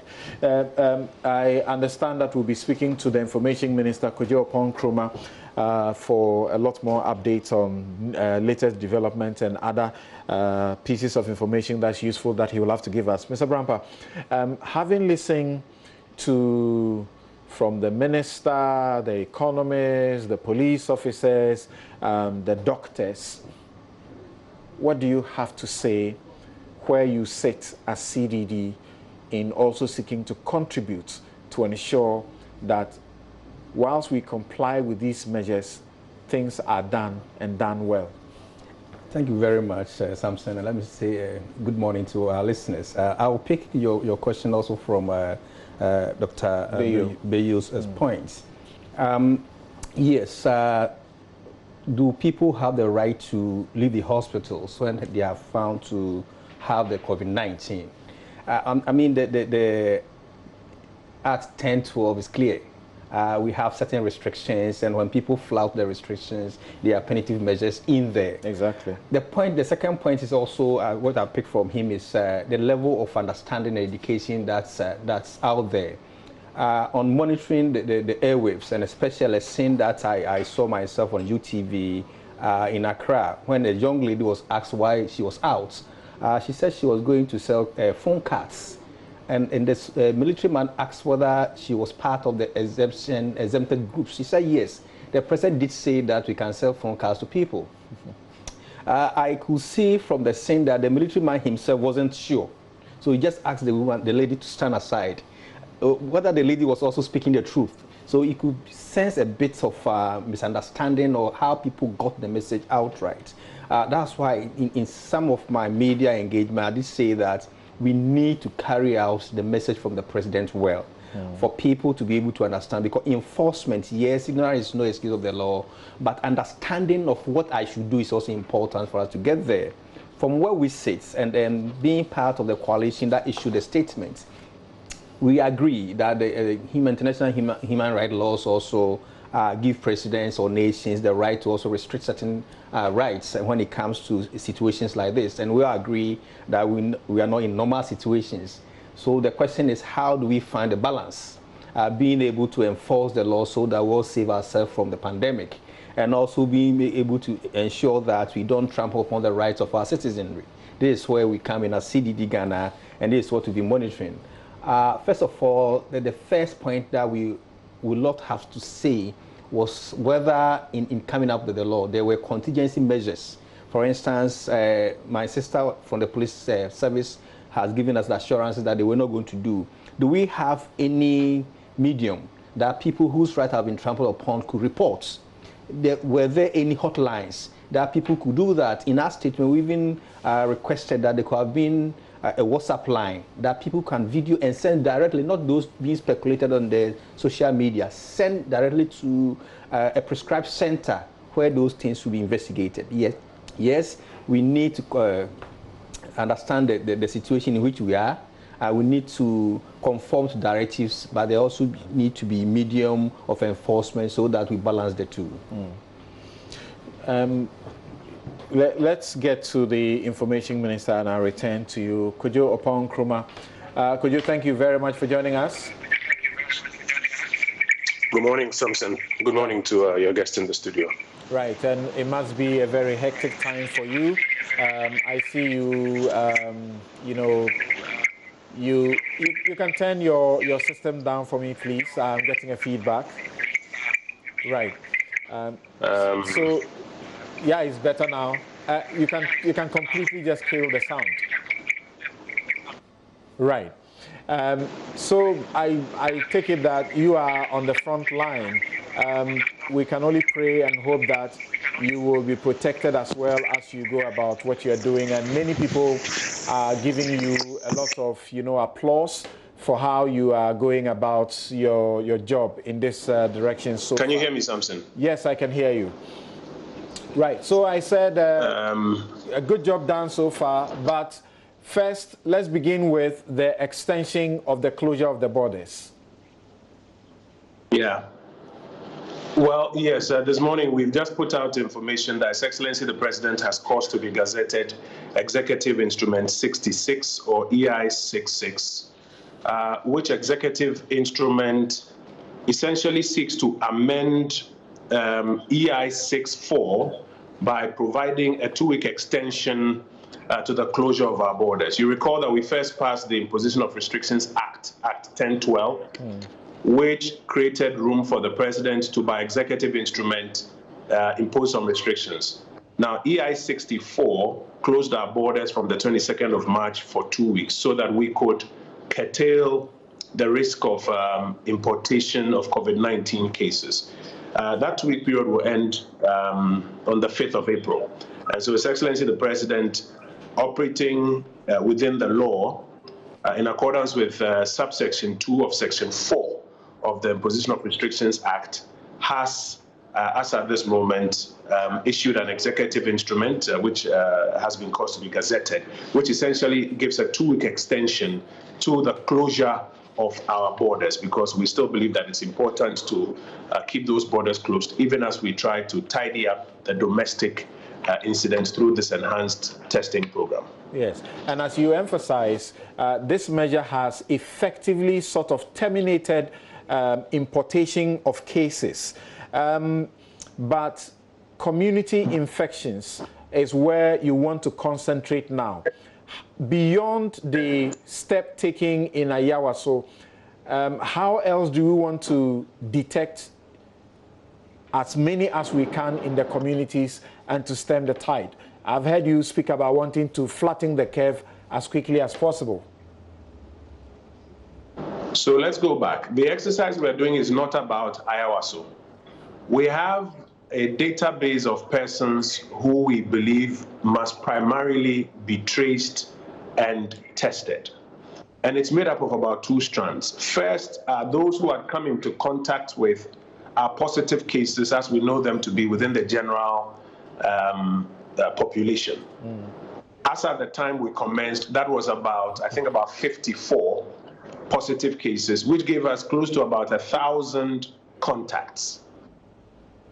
The first job is to find all those 1,000 persons and test them, and also engage their primary circles to be sure that if indeed there's going to be a spread, this is the most likely path it's going to be taking.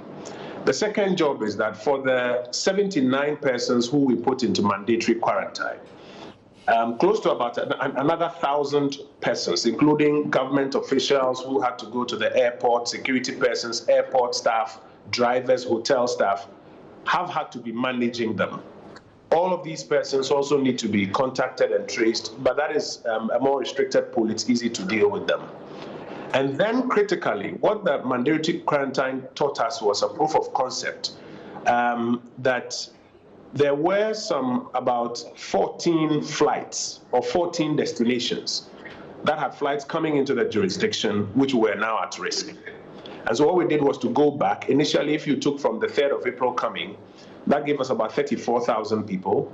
And then you had to do the extrapolation and take out those who had been in the country for more than 14 days, and therefore they still not have any symptoms, etc. In the end, we had a pool of close to about 5,000 persons thereabout on some 14 times 2, 28 flights that we had to literally surveil. So when you put all of these people together, you are hitting at about 6,000 to 7,000 people who are the primary people that we need to trace. They are not just in Accra or in Ayawaso. They are in many parts of the country. That is why we have said that the teams for contact tracing and testing are not just limited to Accra or the Greater Accra or the Greater Kumasi region, but they are in other parts of the country, because following the data they give us, we know that that's where they are. So these are the primary persons that we are tracing and testing. And then also around their circles, you also engage in the tracing and testing there. I think as at 2 nights ago, we had been able to do about 6,000 traces and taking of samples. And the exercise will continue. Our target is to, in this enhanced program, hit about 50,000, so that we are going after the virus, not waiting for it to pop up and for people to come if they have symptoms only. Well, that may be something within our means and what we can afford. But how do you compare that to elsewhere? Say, for example, in the UK, they have targeted to do 100,000 tests a day, hoping to, flatten the curve as quickly as they can. Are we looking to go beyond what we are doing now? I'll give you another one. South Africa is hoping to do 30,000 tests a day. The question really becomes, why are these countries at this level, and why are we at a different level? So take the case of South Africa, or first let me backtrack. Testing for COVID-19, which is one of the coronaviruses, is a test that the experts tell us you best do using the PCR approach, not the rapid diagnostic test or the RDTs, because the RDT may just show you that you've been exposed to a general coronavirus. It may not show you, or it will not show you that you've been exposed to COVID-19. Okay. So first of all, you are limited in the kind of test you can use. For the PCR test, they need to extract a respiratory residue sample, which is what they will now take to the lab and then put into the machines to run the test. Now, you must understand that there are countries that already have PCR systems extensively. And therefore, at this stage, all they need are the sample picking materials and the residue, and they are good to go. So if you go to South Africa, because of the high HIV prevalence rate and the work they've had to do on HIV over the years, and the attendant cases that come from HIV or that are associated with the tuberculosis, etc., they have a very wide PCR machinery base across South Africa. So it's easier for them to say in a short period, at this time when the world is short of equipment and machines and logistics, it's very easy for them to say they are going to do 30,000 a day because they already have the machinery. We have not had that capacity because it has not been a challenge to us over the years. We have initially had 2, KCCR and Noguchi. Now we've added 1 more in Accra. We are quickly recalibrating some more labs across the country, labs that already do some tuberculosis testing, which also uses the PCR machinery. So within the framework of what we have, this is how we're able to ramp up within the constraints as against other people. But the question becomes, will 50,000 tests over, hopefully, let's say this 14-day or 21-day period, would it be enough? And we keep making the point that enough is relative. If you have clarity of what your at-risk population is, and if you've taken a decision to restrict movement so that the risk of communal spread is also halted for this about 14-day period, then if you're able to go after your 6,000, 7,000 people and even hit up to 50,000, and within all these primary circles, you are still not finding a major ramp up of the COVID-19, then you can assess your risk and make a determination whether you need to still go on testing everybody or whether within the calculated means that you have taken, you have been able to come to a good judgment. And that's what we are doing to guide us to make the next decision. Okay. Kojo, thank you very much, but you hold on briefly for me. We take a quick break, but when we return, I'd like you to help us out. Mr. Brampa here made a reference to a military officer who had an encounter with someone who was going to sell scratch cards. We understand that you have set up a call center. What can people report to the call center and what help can they get? We were told 2 weeks ago that within 2 weeks, we're going to get 2 more testing centers. What can you tell us about that? We'll be right back.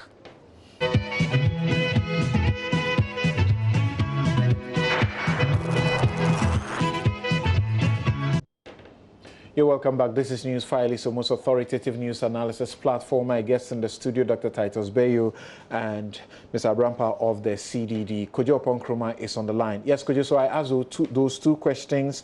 You have a call center. What can people have addressed at this call center? And the 2 testing centers that were supposed to be done in 2 weeks. It's 2 weeks now. What do we know? I mean, as at, I think 2 days ago, the Ghana Health Service explained to us, working with Noguchi Memorial Institute, that they had succeeded in adding a third. A third had been calibrated and was working. Our expectation is that before we start the new week, they would have finished with the calibration of the 4th center, so that can also join. And indeed, as I mentioned, there are a few others in other parts of the country that they intend to bring on board. Great. Now, it's important during this exercise to get a lot of feedback from citizens. And that is why government has rolled out the National Information Contact Center that you can reach by calling the number 311. 311. 311 has helped us to get a lot of information from health facilities that still do not have PPEs where it ought to be. And we're able now to compare that data with the distribution data and therefore direct some more. You have places in which there may be PPEs that have been sent, but it's still at the regional stores, or it has gone down to a particular hospital, but it's not being evenly distributed between emergency and OPD. It's probably sitting at ICU only. But the number of calls that have come in on 311 on PPEs, which we have made available to the Ghana Health Service and the Ministry responsible for health, we believe will begin to help us ease that, even as we look for a lot more PPEs to be made available and to produce a lot of it in the Ghanaian jurisdiction. Admittedly, not all of it is available, but the little that is available must be distributed to the very bottom. What 311 has also helped us to do is to get a lot of feedback on suspected infractions by individuals and then by security persons. So you have neighborhoods in which people are not respecting the imposition of restrictions, and other residents call 311 and draw attention. Just this morning, there's a block factory busily operating somewhere around Legon. Our attention has been drawn to it, and we're working with the security agencies to ensure that the necessary things are done there. again, for security persons that are suspected to have been involved in infractions, which feedback has come through, having worked with the Joint Operations Command. Yesterday, they were instructed to issue booklets that list out all the exemptions and how to apply that discretion. And so the Chief of Defense Staff, General Akwa, yesterday assured His Excellency the President at last night's meeting that they will do well to ensure that all officers, police and military out there are given copies of these booklets so that they have clarity on the exemptions and how to exercise discretion in favor of those who are exempt. For health workers in particular, we're also working through the Minister responsible for transport to make available dedicated transport on major routes for health workers so that we can also ease the burden of health workers even at this point in time. Finally, before I find out if you have some word to give to Ghanaians, is the lockdown likely to be extended? I'm talking about in time, or to other places, or a total lockdown? Is it in contemplation? Now you're inviting me into speculation, Samson. I think generally what we have said is that all cards are on the table. Whatever measures need to be taken to ensure that we protect the citizen of this country, His Excellency the President will take those measures. So all cards are on the table.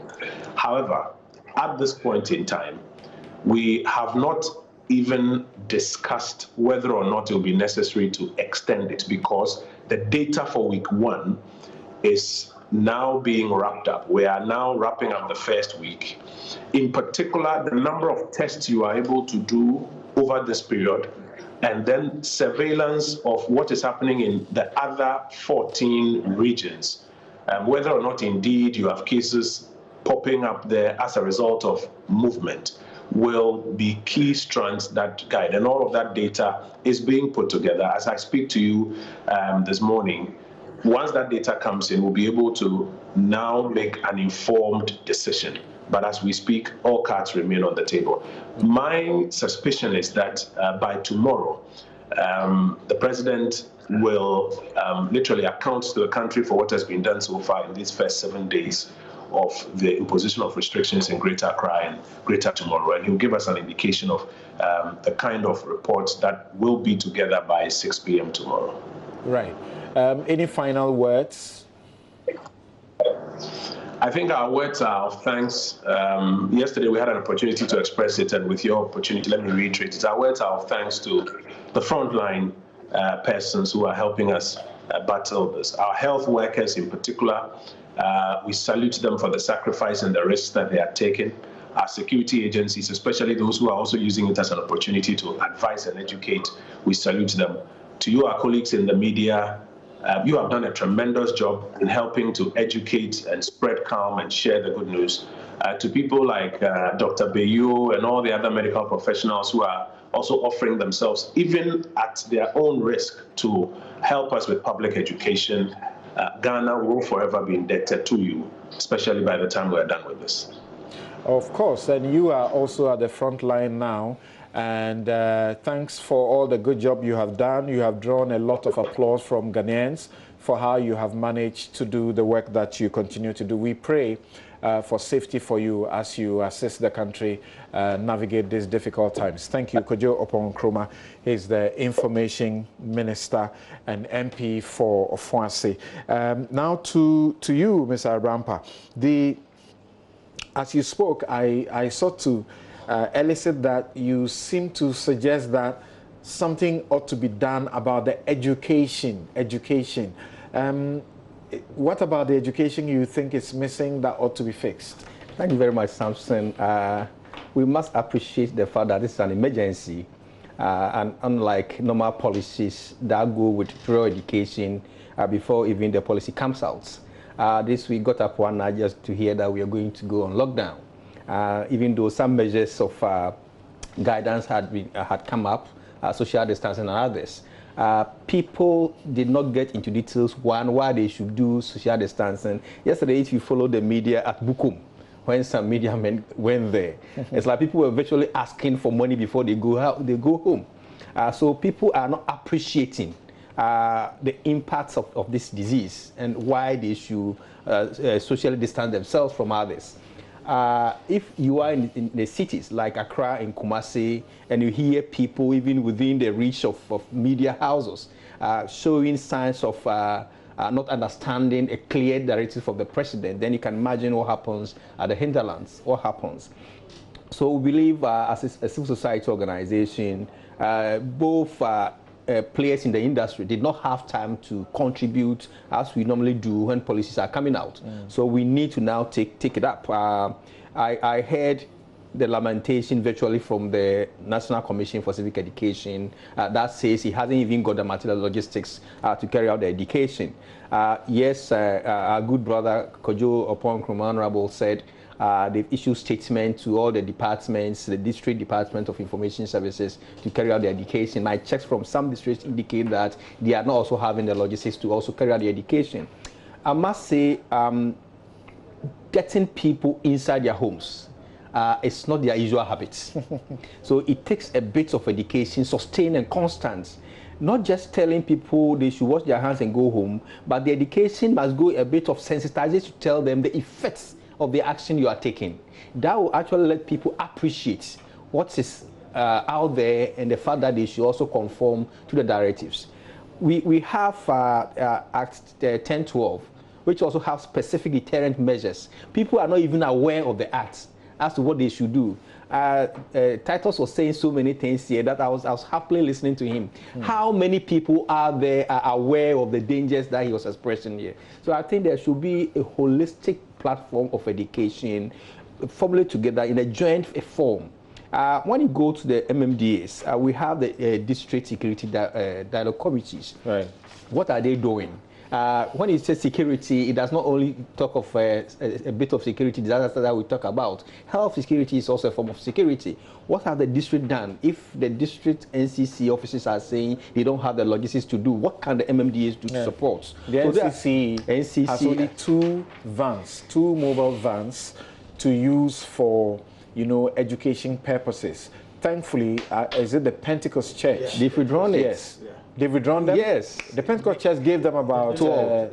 They didn't donate. They gave them their vehicles for the purposes for education. Yes. But my last checking is that they've withdrawn them. Why? Yeah, I can't tell now. Probably they also need it for their services. So please give us information about that. So what I'm saying is that when you look at elections, which is also an emergency issue, the way the MMD is mobilized, even taking vehicles from the secondary schools to support distribution of election materials, why can't we do same support information services and NCCE in the districts? That they will work with the district directorate of health to come up with a well-rehearsed education, go down there, let people appreciate the effect of these things. In the olden days, they have cinema vans that they will come to your communities and they will show pictures as to what is happening in Italy, what is happening in the US. That itself is enough education to let people know that, yes, my life is in danger. If they say I should be at home, I should conform.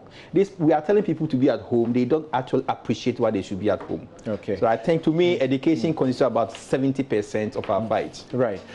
Before I get to Dr. Bayo, I had asked you to share your experiences with us. Annie Osabote says, I work from home, but when it becomes necessary, I go to the office. Okay, he's in the essential category. I spend my spare time reading books or playing the guitar and distributing food items and sanitizers friends have entrusted into my care to those who need them at this time of the season. God bless you, Annie Osabote, for doing that job. Gerald Atampori says that for some of us who are mostly away for work, the body and psychological adjustment has been a struggle. I must say, working at home with wifey and 3 boys around is a whole new experience. He says it's really tough. The good thing, though, is the family is bonding. I have missed a lot in the past years, and I'm catching up. Okay, so that's really great. Some of us are also enjoying that as well. We'll take a quick break and return to continue.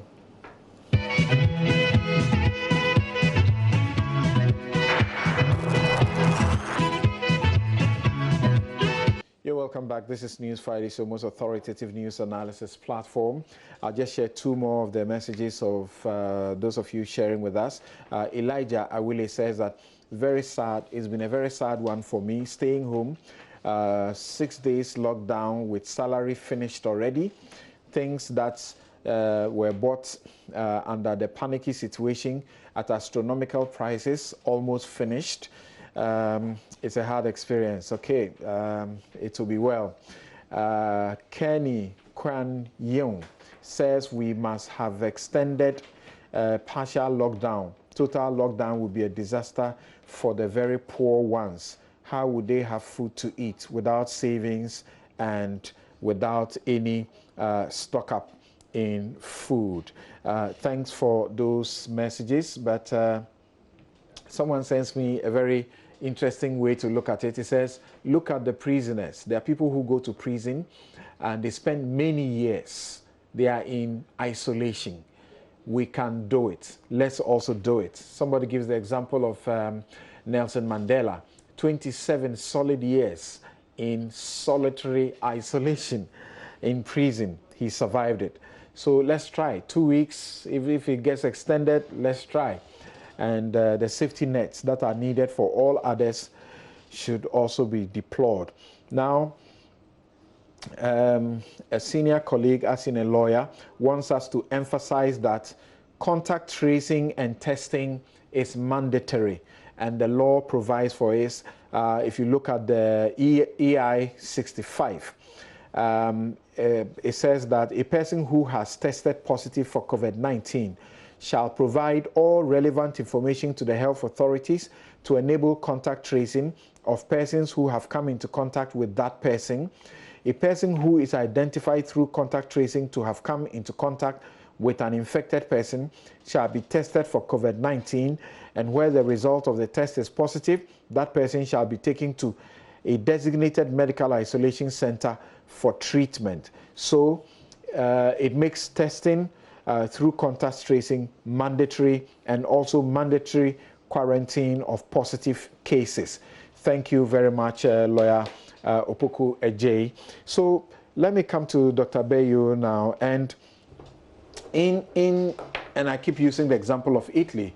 In Italy alone, so far, doctors, and I'm not talking about just health workers in general, 77 doctors have lost their lives being at the forefront, and they have advanced, medical facilities, and they got, good protection. You guys here, are you scared? We have heard also at Kolebu, some people suggested they didn't have enough protective gear and all of that. What's going on, and what's going on in your minds as individual clinicians?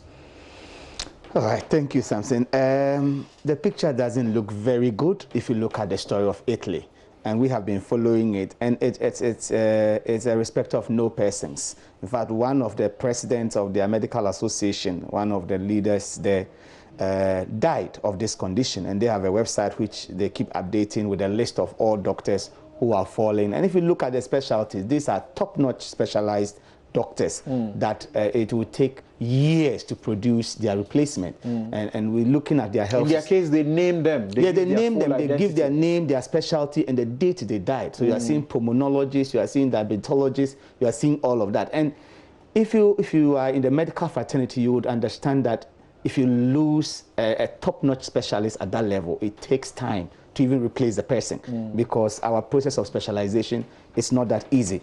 So it's of great concern to us. And yes, they have better systems, but protection-wise, I don't think they had it. When we follow and look at the analysis of it, at some point, by virtue of our training, it's difficult for a doctor to see a patient dying and do nothing about it. So some of them even had to handle patients with bare hands, and in the course of this, got themselves infected and unfortunately have died. So what are we doing in this country? We are saying that there's a need to protect the health worker. The health worker, or the frontline health worker, is one of our best assets in this battle. And if we lose them, it doesn't help. And the protection can be at 3 levels. The state And I think the state must make sure that there's continued provision of the PPEs. And when we talk of PPEs, it's not just about the overalls or the gowns. Sometimes just the basic mask, surgical masks, is all that is required at some level, or the N95 masks. So these things should be made available. And then improve communication. We commend the information ministry for what they are doing so far, but we think there must be a separate channel of communication to health workers. The reports we are getting so far, where sometimes a case is confirmed, it is announced, and the doctors who have handled the patient do not know about it. I don't think that is fair, because this doctor would have handled this patient, has to go home, they don't know what is happening there, and then hours after it's been confirmed, it's been announced, they do not even still know about it. And this happened in major hospitals across the country, and we don't think that is helpful. So improved communication, a new communication channel mandated or specifically for health workers will be useful. Then with patients, we are asking patients to volunteer information, all the truth and everything, and call the hospitals instead of going. Then finally, to the healthcare worker, we ask for self-protection, high index of suspicion. Assume every patient is a potential COVID-19 case, and then we will all be safe. Thank you. Now, Mr. Abrampa, we have information that Pentecost have actually not withdrawn the advance, so those circulating that information, that's not correct, and that is still with NCC and is helping them. 12 vans? Yes, 12 vans to help them to do the job a lot more better. They had only one, they had only two for the whole nation. That's sad. And as these things expose some of these weaknesses, I hope that we are all taking note so that we will strengthen these institutions. This is a time that, you know, no matter how much money you have, you will not go out of Ghana to get treatment anywhere. You stay in Ghana. So if we build our systems right, we will be better protected. Mr. Brampa, what will be your final words as we look to the second week of the lockdown and the enforcement of the measures? Thank you. I'll have three things to say. One, I appreciate what the information service is doing, as Kojo itemized them, coming up with the booklets that will make it clear as to see the enforcement's nature, who are involved in the exemption list, so as to make it clear as to the forefront security men who are enforcing it. Two, that there's a hotline, 311. I just got to know of it. I didn't know whether you are aware before coming here. How do we send the number around so people get to know the number and use it to report of infractions and also things that they see around? My third one goes to the decentralized assemblies, the MMDAs. They have a role to play. It is of nothing that we set up a structure of localized security committees. So when you look into our security system, we have the regional security committee, the RECSEC, we have the district security committee, and they have to be roped into some of these things. And we urge the district assemblies to support the information service division, support the NCC, to work with the district directorate of health to come up with a good message and sell to the people. As I said, people in the olden days, we used to have cinema vans that the information services go out there to show videos to people, and this make people appreciate the extent of a danger that's coming up, so as to conform to directives that are given. We need to go back to some of these things to support the system. I take education and this fight to be about 70%, as the doc just said. 70% of it. We are changing behavior. We are changing character. It doesn't take a day. We need to have people understand why they should sit at home. Okay, thank you very much. And Dr. Bayo, as I did for Dr. Amoesi, in some 30 seconds in a minute, speak to your people in the Upper West region, where we have had a case there. What they should do practically. So Dagarabiri in Zelena Abalona Tinayela Balfano Owana Beatizie in a zeletiza Aletina Yaketi Perati Nuru Titala Neta Kwe Pampana Tibele Male Kure into Zirenbena Langtaya ati Vore Akora Anatona Etinya Balona in Zelena Atina Balambuse Lora Tipiela Hamile Bokina Nebe Mitona Cross Wati Bambena Nilkanwa Yabe to so Nabe Ea a certain Banga Ewa Watizira the Ea Hospital Nebe Bang so that beton bang aso akaso Ninmualo so our yir awakore bi ni wanya so wa yi akra kazie kan wa abata lafia ni ta so lia so be ni tera so chenia hospital at better testo ala ya bal na otera abekao eti sonta because ni kan watero efun wa take se fun be poa ana lori na amwa para for me it is zelena ni saleza to gutimga ni barka. Thank you very, very much. You have been watching and listening to News File. This is your most authoritative news analysis platform. Mr. Abrampa, 30 seconds. What would you say to your people? In which language, Abrampa? Asante. Asante Chi. Okay. Like I say, Mami Papa mo yade no eyampa. Ekuma titru, ekuma brempon. Won't be the impom between a hair on so ekum. Minu no any BBD so you may have a train. Yen and Kamum, Yen Shefi, Young Horiensa, Yin Nimra or Mampaindia Banoso. Na Pranka Crabino, Yahutrian, and that to be a Hotoya, a papa since Yen a better than Yas or Dean. Yes, yes. Thank you very much. And the IT consortium, together in partnership with the Ghana Medical Association and some groups, is asking you to help stop the spread, and that together we can do it. Is helping to raise funds in aid of PPEs for frontline health workers, healthcare workers. You do star 887 star 10 hash, star 887 star 10 hash, and you send your contribution and your donation to help purchase PPEs for frontline workers. Thank you very much. I'm Samson Ladi Ayenini. Have a good afternoon.